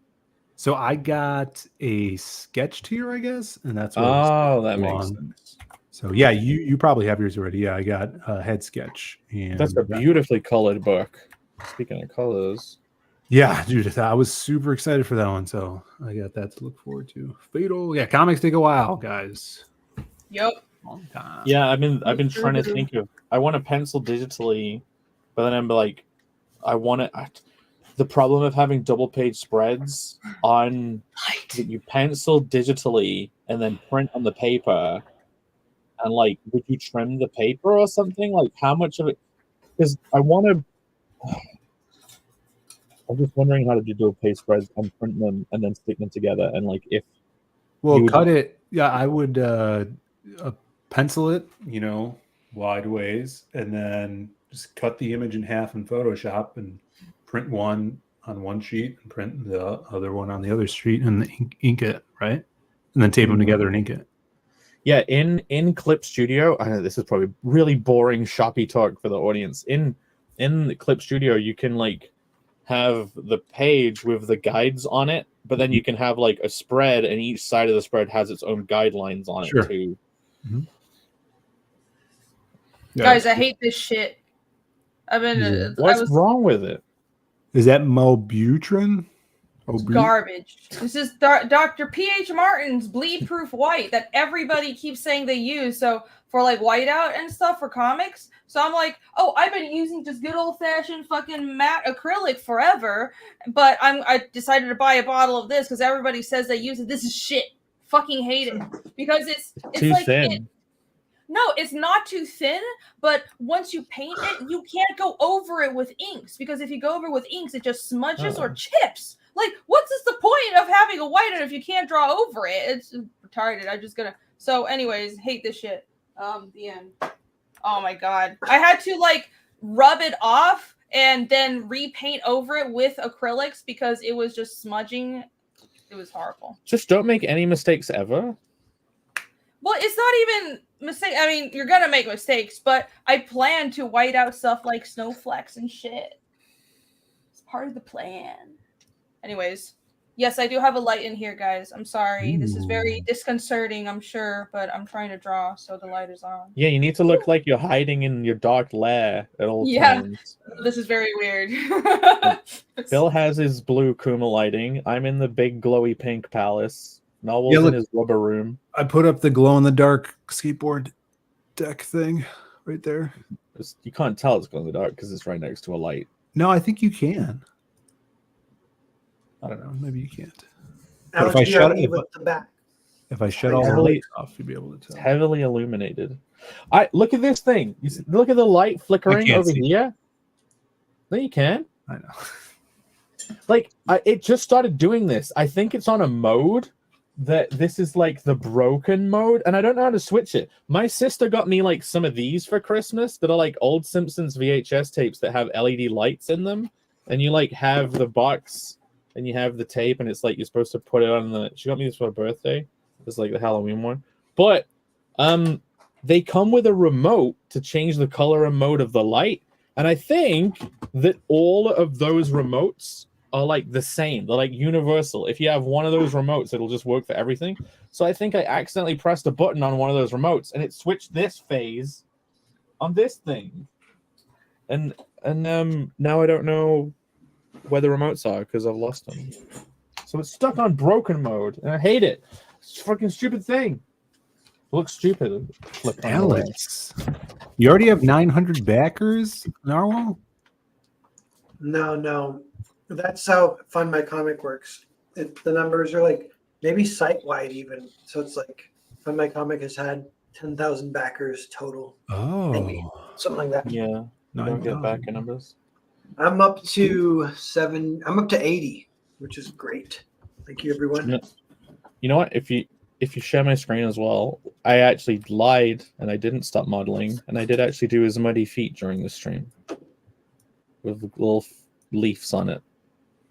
So yeah, more foot action, more leg hair action.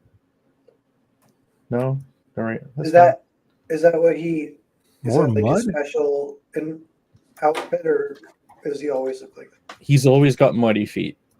Oh, I think, unless he had a shower or something. Unless he has a Witcher moment where he gets his feet out at the camera in the Oh, bathtub. I got a shower. Oh no, you mentioned shower. Phil's gonna leave us now. He's gone. I will shower later, yeah. Starkey didn't think my house had any light bulbs. Well, you've been tricked. I have one singular proper light bulb. Now I I'm do gonna like to do be the- in the dark though. He's missing arms. Now I'm Guys, gonna do the arms, and I'm avoiding it hardcore.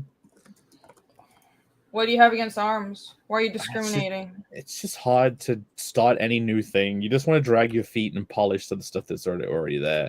You just have to like, okay, now I'm gonna do the new bit, and now I have to like look up anatomy and then like do a stylized version of copying the anatomy over the top of this simple thing. It's just like, fine, I gotta figure out which kinds of balloons to use to make fucking biceps and how to stitch those balloons together. Like, create Well, a cube. I'm I doing get that it. feeling. You wanna just keep noodling on what you already have. Oh, there's a Mhm. million cardinals. Oh my god. All of them naked. It's okay, YouTube. He doesn't have a penis. I don't know. It's not a Mallory model. I've been watching Archer, by the way. Yeah. I rewatched it all. What are you? The whole thing, everything. What are you on?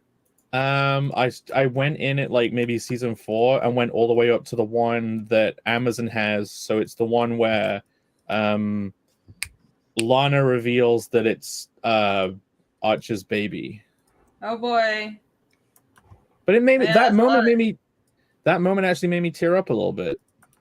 I felt happy for them. For a cartoon. It was a heartfelt moment when she broke into the broke in and stole his sperm to make a baby. Yeah. It's every man's dream, right, guys? Yeah. Well. Yeah. Yeah, Some definitely. crazy lady steal your sperm. Yep. I'm trying to do a thing Heartwarming. starting now where I read a comic book a day. No sperm September? Oh, sorry. I wish I had that kind of time and luxury. It's 24 pages. I feel like I could do that before bed. Got no time. Every for night. that. Irene, are you lettering 2.5? Yes. Oh, I'm lettering. Is as much of it been lettered already? About half. Okay. Hey, don't Wow. tell Adam Lawson that I'm showing this off, but this is Lettering is quick. Yes, lettering is quick.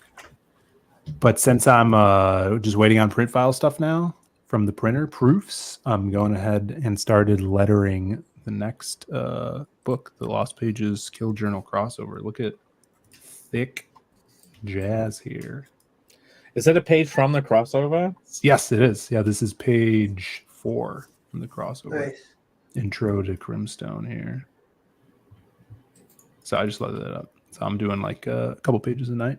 Getting a head start. It's going to be pretty badass. It's 60 pages. So we're almost done with all of the art in it. And I think we're going to do like a preview book before to build the hype, like the first 20 pages, black and white. And then hopefully that'll help us get the whole thing colored too. So we'll have all the art done when the campaign launches for the full book, and we'll use that money to get the whole thing colored and then printed and everything. So it's gonna be badass. And then I wanted to show this too. Let me see. Oh yeah, here. This is the print file. Yay, fully nippled. Print file. Yeah, pokies are out, everybody. If you weren't expecting them, there they are. Australians, avert your eyes now. Yeah. All Australians. All of them. Bancroft speaks for all of you. I don't think I had this done last week. I think I showed this. But yeah, this is really cool because you could just flip through the whole book, which is pretty badass, and read it. So I've been going back and rereading that and showing that off. So they gave me a date to get the proofs like the 18th, but it's already in production and it's only like 2 proofs. So because we did 2 different covers, so I just wanted to make sure everything was in order there and they printed well. So hopefully we should have them before the 18th so we could put in the full order and then have everything starting to freaking ship out at the end of the month through April. It's going to be freaking awesome. I can't wait. And this is much bigger than I anticipated. Originally, it was going to be like 70 something pages. And we pushed the story up to 82 pages. And then I put a bunch of like bios and concept art. So the final page count is 108 pages, not including, the interior covers and interior back cover and stuff like that. So this is sick. Dan is working on the tones for the people right now. He's adding spot tone, zip tone digitally to all the pages. That's all lettered up, and we're on track. So if you guys have not backed it, now's the time to do it. Go check it out. Are you adding actual tones like dots and stuff? Like Yeah, it's not just great. Okay, have you done that before? I have a little bit, in clip, but Dan's actually doing it. But have you printed tones before? Yeah. Mm-hmm. Did you have to make a special consideration for them? Because I heard that you have to like line them up with your printer to make sure they print well. Yeah, they have to print at the right size or it'll be all more Oh, I'm not sure. So we did a local. So here's some of the tone stuff he's doing over here. Zoom right in on him. Zoom right in on the tones. So you printed that and you something similar to that, and you didn't have any kind of problem at all then? No, yeah, we've done that before. I've used tones in the Lost Pages 1 with the silhouette. Like a lot of his earlier stories had tone stuff in it, and then the original People story. Irene scared me off using tones, but now you're giving me confidence again. Why did I scare you off using tones? Because you said you have to make sure to print them properly. But Phil's like, it's fine. Just check I didn't say don't do it. Just check that the print size doesn't print all janky. I'm not spoiling it, Snarkticon. You see here, when you're viewing it digitally, this is not at the exact print size, so it looks like there's a bit of a grid to the tones. Right, yeah. So like if you go like this, it gets all weird, right? Because you're not viewing it at the correct size. Yeah, but so you just have to make sure it's the correct size. That's all. Yeah. I've noticed that where it's like, oh, it's all like, yeah, like gridded. That was really good. Yeah, he killed it. So shout outs to Dan. He's working hard getting all those tones set. By the way, here are all 4 of our like hookups. There's Fiendish 2.5 Indiegogo campaign, 101 backers. 100. Woo! Yes, we're past 100 backers. A friendly race between me and Irene here. I'm at 70. Race what? Race war. I'm gonna catch you. I'm not really. I'm gonna catch your Indiegogo campaign. I'm sure Narwhal will win because this is the second chance, but you know what? Everyone back it anyways. This is a full-on battle. Let's go. How much is it overall now? Like, if that's the Indiegogo, how much does the campaign overall? Because like both of them together. So Fun My Comic was 30, just over 38. So 38. It's definitely over 40. It's like 41 something. It was on, yeah, Fun My Comic was exactly 38. It was like 38.75 or something. So, this is great. The total for this book is over 40,000. But what I think is even more impressive is I look at backer count because the price point for this book is low. It's because it's 25 pages of story pages. It'll it's padded out, so it'll be like 30 pages of content total. But because the price point is low, I look at the backer count, and on Fund My Comic they had 700 something. I think probably almost 800 backers, and now this is another 100 backers. And I know there's a good amount that are repeat because I had a secret tier just for Fund My Comic backers. So if you back on Fund My Comic, you can add on this cover for discounted shipping, because I don't want to charge you twice on shipping. So I know a lot of people back that secret perk, but also it's probably like half and half. So that's a lot of backers for the first one shot to Fiendish. So I'm really thank you guys so much. I'm super grateful to everyone who's giving this a shot. Michael Rushbrook and Jake did an amazing job. They're doing the interiors, Jake's doing the colors, Michael Rushbrook did the art, and I'm sure you guys are gonna love it. We're fulfilling next month, so we'll see you soon. All of the stretch goals carry over to both campaigns. So if you get back on this, you'll get all the stretch goals from the first campaign. Yep.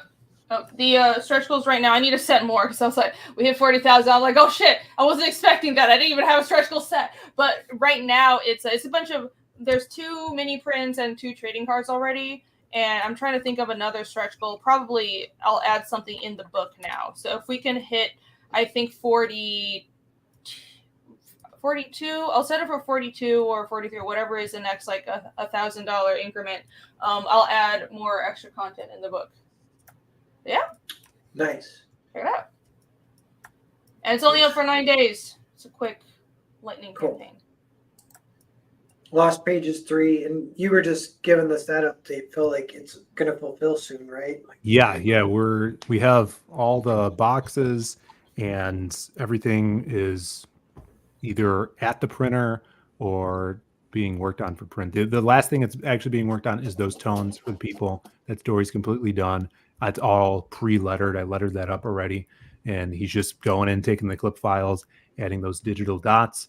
And we're waiting on the proofs from here because I want everything to be top notch for you guys. So we'll be sending those to print in a couple weeks.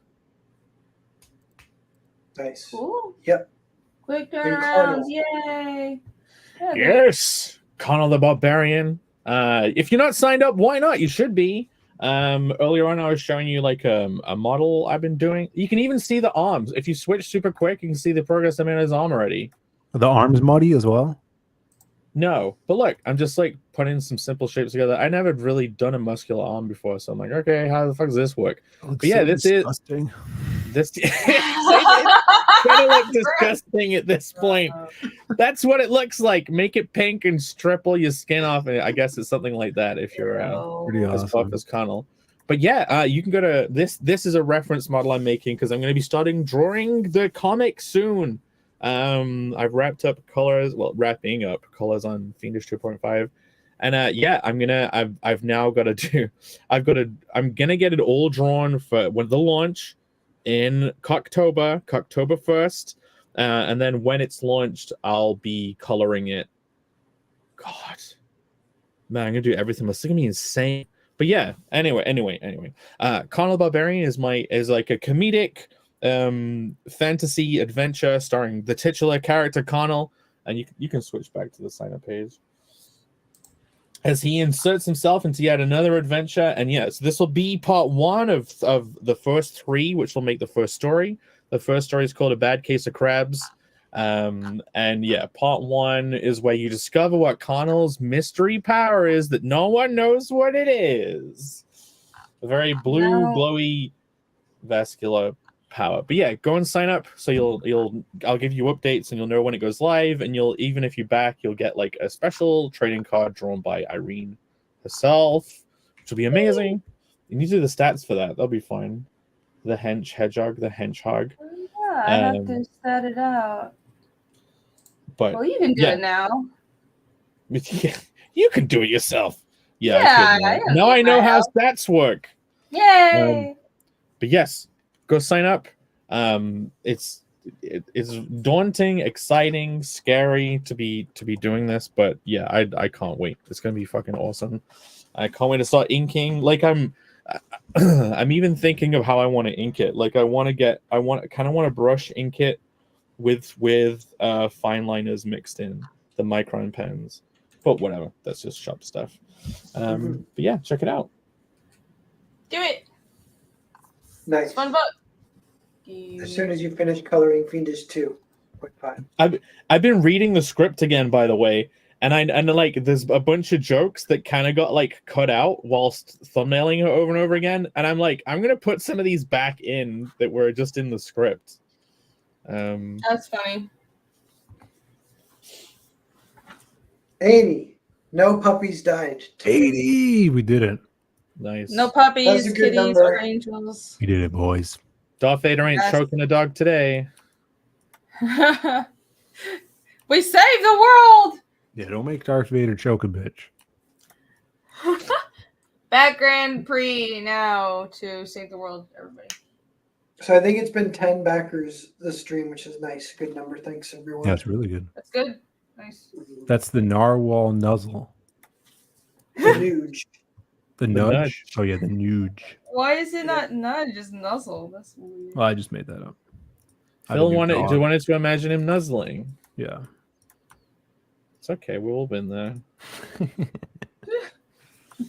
I got to go on some streams now is the next thing. I think I might spend some time tomorrow. Yeah. Hitting everything up. Make the rounds. Hit it up. Mm-hmm. There's more. There's either more or less streams now. You know. It's one or the that will one or promote the other. you, Narwhal. What? Yeah. There's either more streams or less streams that will promote you. I'm not sure. Like we're about to find out. Is that Yeah, what you mean? we're about to find out. Yeah. Yeah, actually, it is an interesting stat a little bit to see where this one ends. Because if it hits or exceeds the previous one, that would be nice. That'd be freedom. Where was the other one at this point? I don't know. It ended at 16K, so that's the goal. Seems it's possible. Mm-hmm. I got perfect 10. Did I show this off last time? Ooh, you got it already? Yes. Maybe I did. I feel like I did show it off. I'm not sure. But perfect 10. You got to read it. And shout outs to Dave. He has his hardcover, I think, is on Fun. Is it on Indiegogo or From My Comic? I can't remember. From My Comic. Yeah. So he's got his out there. So shout outs to him. Go check that out. It's crazy, awesome art. And it's the artist edition, right? Like, so it's like each page and then the layouts and stuff. Does it have any script stuff in it? It's like the first book, but it's a ton. It's all of the. I think it did have script stuff in it. Yeah, I know. Snartican says he got his Fatal months ago. Yeah, mine, I got a hedge sketch, so mine took much longer. A hedge sketch? They got you a drawing of a hedgehog? We'll see. One can only hope. Hedge sketch. Hopefully not like a jelly bean baby hedgehog. Oh, yeah.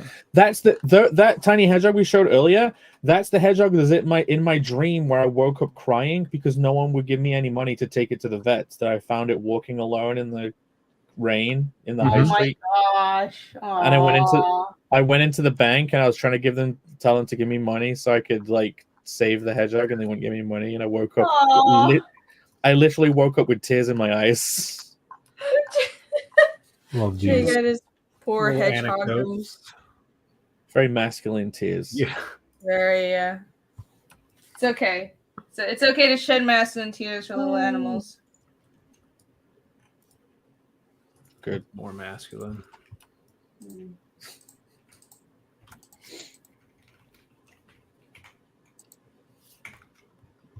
I'm whiting something out. I must concentrate and be awkward and quiet. I was gonna say. So, how about that work we're all doing whilst not saying anything?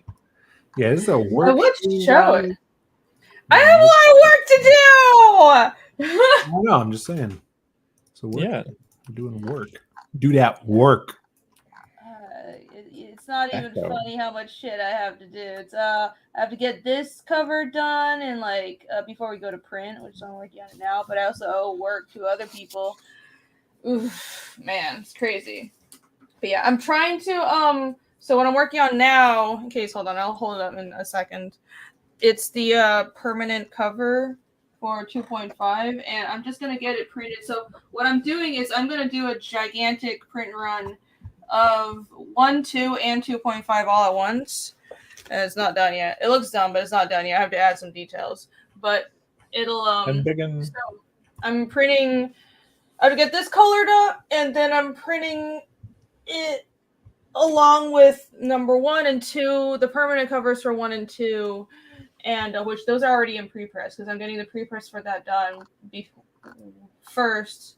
And then 2.5 will go to pre-press later. Anyway, so it's all shipping together. And I'm overprinting some of this cover because this cover will be available after the campaigns. This will be the permanent cover that's on the website and all further campaigns. You guys know how my covers work. I don't think I need to explain that. Again, my campaign covers are campaign exclusive, and this will be 2.5 going forward. But yeah, because it's all one print run, I'm basically going to ship like 3,000 books to RJ and be like, hey, can you warehouse these? And we're going to ship out the portion that is to fulfill the 2.5 campaigns and then keep the rest for store orders and just have that inventory there. So there you go. That's why I've got my work cut out for me because I have to get all 3 books to print in the next 2 weeks. And then we'll have tons of inventory. I'm pretty happy with those rocks. You guys like those rocks? Nice. Yeah, that's cool. Yeah. I'm pretty proud of those. I never really inked rocks like that before, but it's been fun going back to traditional. It's been like, I was a little worried about, well, with the style trans, because I mean, I do traditional drawing for show the rocks auctions, again. but I was worried if I could keep the same style. Here the rocks. What did you use for reference for that style of cross hatching? Did you use a rock? No. Were you just making it up? No. I mean, I've seen it before. It's not like I invented this, but I've seen it. I've seen it before too. It's one of my favorites, but I don't really know how to name it. Like it.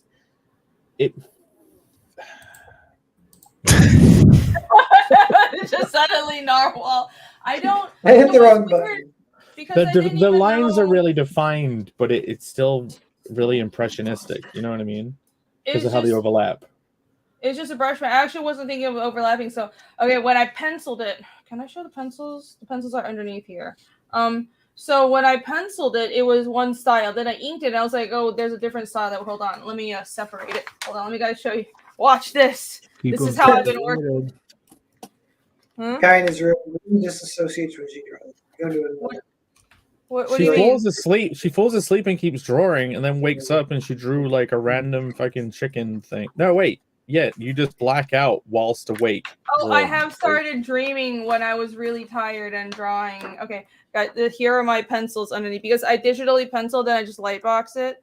But if you look at, this is a pencil version, which is totally changed. The blood is mostly going to be in colors, I've decided. So I ended up focusing on the shadows in the background. But look at the mark making on the background. In the pencils, I was going to do this radiating circular mark making. But then when I started inking it, I decided, well, it would probably look better if all the lines radiated from this spot. So this is the light source, and all the lines, I started out drawing lines going like this, you know, like radiating out from like that. And those lines went first, and then I realized after doing, you see all these little focus dashes that are like in that direction. I realized that wasn't quite enough. I needed to add more texture to it. So I started making all these little nuggets and then the cross hatching in some spots to make it look more like rocks and look more naturalistic. So that's just how it turned out. It's very chaotic, but I want to see. I wonder what it would look like if you hatched in a person like with that style. Yeah. I'm trying to. I need to use more shadows.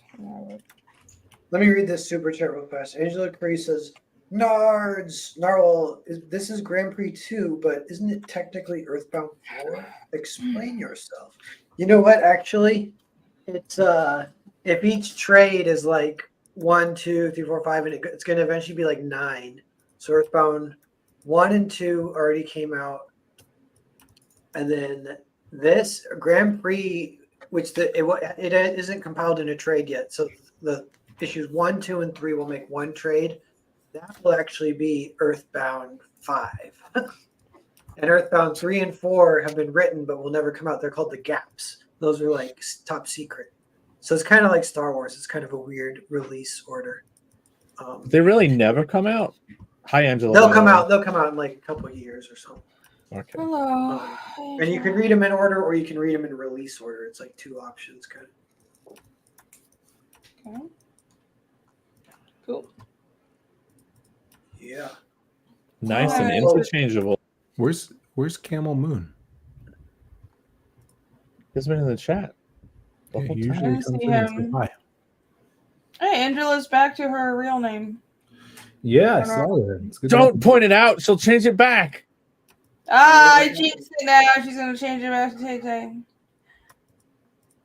That was a different person. That wasn't really. Well, I'll have a Last Jedi equivalent eventually. Oh, I thought actually it was her. No, it totally wasn't. We can't reward that kind of behavior, Irene. Oh yeah, it's totally different person.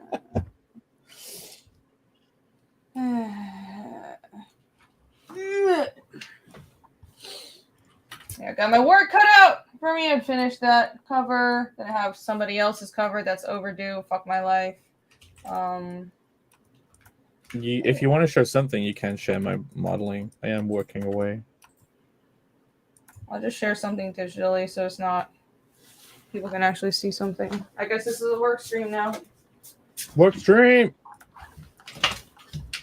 Do these muscle balloons look okay? I'm also working with balloons. It looks a little weird still, Jake. You're making the tricep, which is the formation of 3 muscles. That's what I mean. There's 3 muscles here. Yeah, good job. And also, if you want to have a big looking arm, you want to actually it's the tricep that makes the arm overall look big. Yeah, say the triceps probably like I don't know, 30 or 40% of your arm size. Mm-hmm. And also the exercise the tricep exercises are one of my favorites. It's the general, I guess, jerking off a giant. No, it's nothing like that. It's nothing like that. You ever do skull crushers? Huh? Yeah. And I was like, oh, because you're gonna drop the fucking weight on your head. Yes. They usually do it with one. Yeah, you do it with a bar. Or you could kind of do. I do them standing with one. We do it with the rope. Pound. We do it with a rope, pulling a rope down. All right. Yeah. And like you can have a bar on the wire and pull that down too. I fucking love. I miss the gym. I want to go. Really like really skull crushers if you're laying on your back and you have your bar like this. Yeah, if you potentially could drop the weight on your head. Yeah, you got to be careful though. It could strain your elbows. I get fucking tennis elbow. Well, not anymore. I used to get it really easily in jiu-jitsu because really often I would be holding my hands together and people would be trying to grab my arm to twist it and do like a bunch of like submissions. But like I was really good at just keeping my hands together, and like you would have really big fucking heavyweight guys like putting all of their strength into like trying to pull an arm out, and I would just be like holding my hands together like this the whole time, like resisting it. Yeah. And because of the imbalance in the muscles, like it gives you really bad fucking ache in your elbow eventually. Because of like overextending it, overusing the muscle in only one direction. Like I'm sure everyone in the chat loves hearing this stupid gym talk. But like, Jake Jitsu, they're saying. Coined by Hollywood Hand Grenade. Coined. Probably is interesting. Do some Jake Jitsu.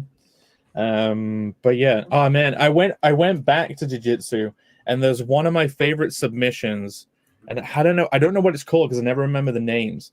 It's like I can't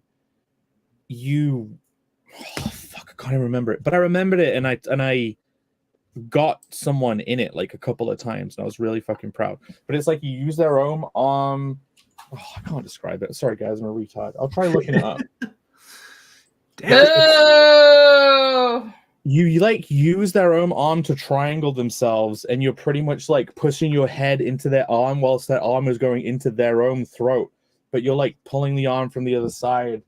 Oh, I love jiu-jitsu. You know what I've been into a little bit in the gym is deadlifts. I didn't do them for years, and I started doing them just a few weeks ago. Yeah, they're great. Dude. You're enjoying them? I've kind of been in a phase where I've been going less to the gym, and I've just been doing deadlifts. So I'll try and do it twice a week. And I was going do a bunch of deadlifts because I've noticed deadlifts get you high. They literally get you high. What weight are you deadlifting? Nothing crazy. Like I can do my body weight for reps of 5, I think, something like that. How much is that? Like 190 pounds. Yeah, of course. Yeah. I just got back into deadlifting again today, actually, like super lightweight. What weight? For me? Yeah. I have this, there's just this ground bar that's at my gym, and there's no, the weight's not marked on it because it never comes off the bar. It's just like locked on there for some reason. I just did that. You're just doing the bar? No, the weight is on the bar. It's like 4 smaller plates, but so I don't know how much it was. I just did that because I'm gonna start getting back into deadlifting. Deadlifts are the suckiest ones. They're like they're the ones where you like hate them, but I hate them, but they're also the best, and I like them. I always sit around like a Dark Souls NPC after I've done deadlifts. Yeah, I like that. They're so easy to do wrong though, and it's so easy to hurt your back. Oh, especially at high weights. I'm trying to figure out what weight I did because I think I did 140 kilograms, but that's 300 pounds. That might be like way too high, and I might have it wrong. So I want to check. I just don't work out. If anyone's stressed out at home and they want like a boost of testosterone, just grab the heaviest thing you can and do 20 squats. They'll give you an instant boost of testosterone, and you'll actually feel calmer. Or just go to the gym. That is nice, though. No, I do have these kettlebells. Kettlebells? Is that what you call them? So yes. Mm-hmm. It's a good way to, like, if I'm feeling tired, I need to wake up, just like, okay, let me go lift those. So I guess that's working out. But yeah, I don't have time to go to the gym. Lift for glory. It's like 50 pounds, which is like good for me. I was like, 50. So every time I go to the gym, there's this guy that's always on the squat rack. We only have one. Well, we have 2, but we only have 1 up right now. And he's just always hogging it. So I stopped doing deadlifts because because I'm tall. I need the bar to be risen off the ground, so I don't overextend low to pull. It's much better for me if it's higher off the ground. You can only do that with like a squat rack. So I was doing lighter weight today.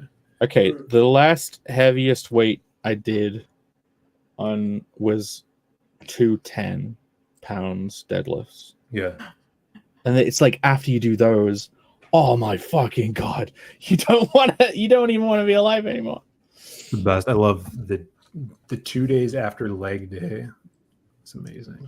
It's like, oh, everything hurts. Yeah, that's what I'm telling you. It's the best. So I Yeah. just do that. I skipped everything else. I remember when I was going jiu-jitsu for the first time, you would come home and you would I would sit on the sofa and be high. It was like being high on weed the first few times because of the all of the fucking dopamine and whatever. Yeah, it's not actually that interesting. I know it's not interesting talk. I think gym talk is, I don't know. I encourage everyone to get healthy and be in shape. Good, especially as comics people, comic artists, you get healthy. So, you know. Yeah. No one gives a fuck. There's no topic. It's the second half. There's no topic. That's why. Yeah, we're 8 minutes from 3 hours. I'll probably end around then because of my old OCD. And I am sharing. Oh yeah, I'll throw it to you guys. Nice. I finally got more work done on this. This is chicken scratching. Nice. Coming alive. So you're gonna cut that in half and print it on 2 bits of paper. Do you think you'll have to trim the paper to get the 2 sides to meet in the middle when you're inking it traditionally? Oh yeah, this is gonna be chaos. So what I did with this piece I just showed you guys is digital pencils, right? And I just printed it on 2 letter pieces of paper and then taped it together. So if you guys look closely, there's like tape in the middle here. Nice. Yeah, I mean it works. I just print it out and then just light box. I just don't pencil the Bristol board at all because Bristol. This is like the nice paper that I like the ink on. I just light box it. So I'm gonna do the same, but I guess so for this double spread, I'm just gonna print out like 4 letter pieces of paper and tape it together and then light box it. Yeah. Do you not have bigger paper? Do you not have bigger paper to? Oh, no, you only have it yet. Only prints letter. So and 2 letters make a tabloid, and then so the spread I was just working on would be 2 of these. So it'll be a lot of tape. Yeah, my stuff's gonna be inked on like A3 size. They're Angry Birds pajama pants. Nice. Okay. Nice. It's a good reference from 15 years ago. Yeah. Hey, my mom has been playing Angry Birds for 15 years, every single fucking day. 15 years ago, I said, "Hey, Mom, this is this cool game you should play." Right? And she got it. She got addicted to it instantly and stayed up all night playing it and didn't go to sleep. Then she went and bought an iPod Touch when they existed because she wanted to play it all the time. She's literally played the same fucking game over and over again for like 15 years. But she plays Angry Birds 2 now, but yeah. This is the paper I'm going to draw my pages on. I think it's essentially A3. A3 is about similar to tabloid. Yeah. It's A3 paper, but it's B4 lining. Bingo. So it's gonna be A size. Like foreign ass paper sizes, which I know because we use. You mean international? You mean actual standard paper sizes? It's called foreign. It's hard to find frames that fit those. What do you mean? Oh, in your country maybe. Look, this is the paper. I mean what I say, Jake. Looking for one more backer before we get out of here. It's at 80. Who will be the hero? Is anyone interested? Come on. One more backer. Misery. Don't want to kill any angels today. We need one more backer, guys. Save the Don't want this dream end in tragedy. Save puppies. Save the kitties. Yep. Save a baby hedgehog. Save the cheerleader. Save a baby hedgehog sitting in the cage after its mother rejected it. Don't let it die. Little baby hedgehog, how's he gonna survive? How dare you? You get that stuck in my head. Bancroft says he wishes he'd done his book at A in size ratio and not American comic book size. He's having to convert for hardcover. He's having to make his comic A size. Hot dog. Oh, well, I mean, that's because he's in Australia. I don't know. And what I realized, yeah, in American comic size, if you draw tabloid size is down to almost exactly to American comic size, which is why everybody uses it. And then there's a smaller book size that's like 9x6 or something that you can size your book down, which is what I'm planning to do. So you know how for mass distribution books, there's certain standard sizes, and 9x6 is just a little bit smaller than standard American comic size, but it's almost exactly proportional to American comic size in tabloid. So you just keep on sizing it down, and that's my plan. And I don't see, American comics do artist editions that are hardcovers. It's not a problem. Maybe foreign printers would have a problem with that size. Yeah, he hasn't explained the real why to me. But he's doing he's putting a lot of work into it, so converting it, so it must be a reason. Oh, I can't wait to do hardcovers. That'll be so cool. Hashtag get hard. It's not gonna be for a while. Because I have a whole plan. I have so my plan is like obviously the campaign versions, and then I have like the permanent covers. And I want to do a trade like every 2 or 3 books. So every little it'd be like 150 pages of content for a trade, but I don't want to do a hardcover until the omnibuses, which is like years down the line. Oh, it's so frustrating because I can see all of it. I want it to happen already, but it's not ready. But yeah, I have all these plans. I want to do hardcovers that are embossed and shit, just like those Berserk books, where I want to have like actual art on it, like embossed artwork, like probably the white and black and white covers, but embossed on the hardcovers. Leather. It's gonna be so nice. Is VRB still around in the chat? We can go over the meme if there is one. He hasn't tweeted the meme yet. I was checking. He's a real memer. Come on, everybody, back and pre on. Yeah, there's aliens in this book, right? No.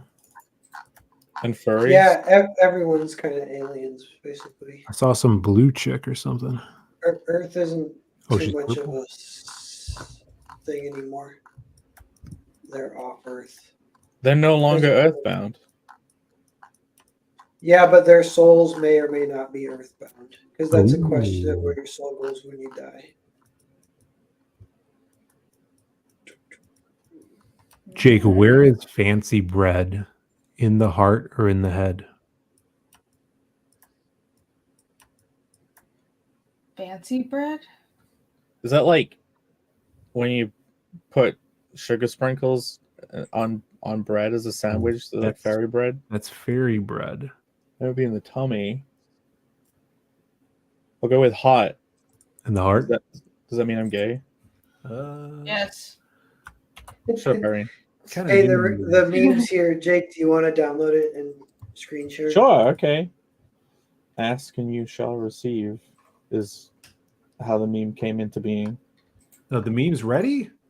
The meme was brought into being just a second ago, it seems. Meme? It looks a little bit like it's show don't tell kind of. Ah! Okay. Stop scare. I like yes! It's the 4 words of power. Hold on. We gotta see it first. Okay, well, hold on. There you go. I'm sharing. What is this? Oh shit. By power of poignant, ornate, contrast and impact. Yes. Wow. Napoleon doing a squat. Yeah. Angry Birds at the bottom. It's very updated. Dude, that's hilarious. I How know. do you get this so Oh, bad? he's amazed. He gets all the most like the stuff we talked about 3 minutes ago in these fucking memes. It's amazing. The hedgehog collected all the Dragon Little Balls. baby. Why is the Scream face in there? Is that Junji Ito version of the scream face or No, not? that's probably just Irene. That's you, Irene. That's Oh, your name. shut up. Impact. Poignant. So Phil's All the worst. All my That's worst. awesome. I So love this the would be pixel art. a fighter barbarian type, obviously a wizard, Nice. and then Irene is What the a fuck that is. knight Warrior. thing, Yeah, like that's a, not, a it's not white me. berserk. You're the Yeah. opposite of Oh, yeah. You're a Mel Griffith. you're your own version. Yeah, you're Femme Griffith, and then you're a. Would you consider this a rogue's typical look or not? He's That's got a funny fighter. ear. He's got he's got like That's 3 rogue. swords. Yeah, it's more of a fighter. Impact. Oh, it feels like a brawler. And we're all fighting the dragon that is mint ice cream. I hate mint ice cream. It's the best flavor of ice cream. How can you hate mint ice cream? Mint It's the worst. Yes, is and not chocolate a chip. candy. Hey, or- why is the scream down there though? I don't remember that reference. That's funny. Yeah, I though. get Yeah, it. that feels like a scream. I like that the Angry Bird is snapping the neck Oh, of it's the expressionism. Eraserhead The baby. scream is expressionism. Oh, there you go. Mm. Yeah, mint isn't a dessert or You're a wrong, candy. Phil. What It about is- after 8 mints? Chocolate, you have mint chocolates. Irene's literally been eating fucking thin Right. mints all I month. know. And I the reject Angry them Bird. and disavow Sorry, them. guys. The Yeah. Angry Snapping the Bird. neck. The Angry Bird. Yeah, it's breaking the neck of the baby. Yeah, I like how you managed to get the Angry Birds. They're Halloween Angry Birds too, which is why there's pumpkins. Anyways, And then nobody Goofy cares. the King is just like Show us Nope. again.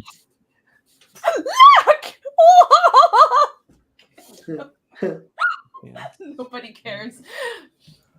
Yeah, I still don't get the scream face. Maybe it's what is it? Show don't tell. That's a silent screaming face showing us and not telling. Oh no, because I think it's an expressionist painting. I think that's what. Oh, okay. You know, this makes me think of the like King Goofy. I wanted to do an intro outro screen where it was like the fantasy versions of us, and it was gonna be us running away from a dragon, but I can never figure out if Narwhal would be the dragon we're running away from, or if he'd be like the horse we're all riding to get away from the dragon, like the The unicorn. horse. The horse. Yeah. And that's why I Make it a didn't. unicorn. Make it Well, like he was- eight-legged he was unicorn. He was gonna be the unicorn, and that's why I never did it, because I didn't want to draw a unicorn. An animated Why? unicorn. Oh, you got to make him a Just add horse. unicorn. Just add fire and horn. And The dragon could be like the creative block dragon. Like we're Check- trying to escape creative block. yeah. Check Nice. this out too, Yeah, I like guys. Thank you, Alex. Yeah, It's a amazing. God Yeah. bless us, everyone kind of thing happening here right at the end of the stream. I think. Where was it? I forget. And you too. It went up one. It went up. Two Here backers. it goes. Very close Good job. to 3-4. 3-4. Next backer will be 3-4. Nice. Thanks, everyone. Congrats. Yeah, it was a good first day. I'm stoked. So now to schedule some streams, see if we can meander towards 16K. Do it. Yeah, thanks Cool. for coming out, everybody. We had a great showing in the chat, awesome backings, and as always, great conversation as well. Thanks Thanks to for our joining guest Narwhal for coming on and talking about his book today. Yeah,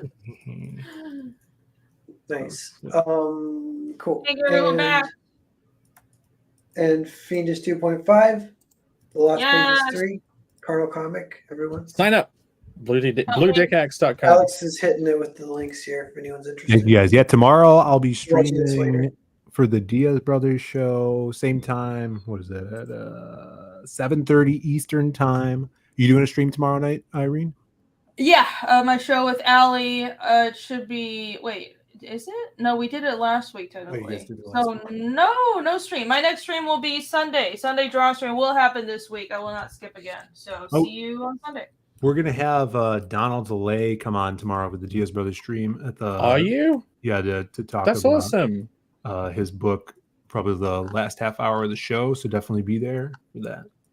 Jaeger Bomb. Check it out. Donald's first book solo. Yeah, I think he might have had a collaborator though. Maybe he has someone he's co-writing with, but I'm not. I've never met the guy. Never seen him on stream either. But yeah, we'll get into that tomorrow. So definitely be there. Nice. Yep. Cool. Cool. I'm gonna pick. Oh yeah, we can do a little video outro. What do we got?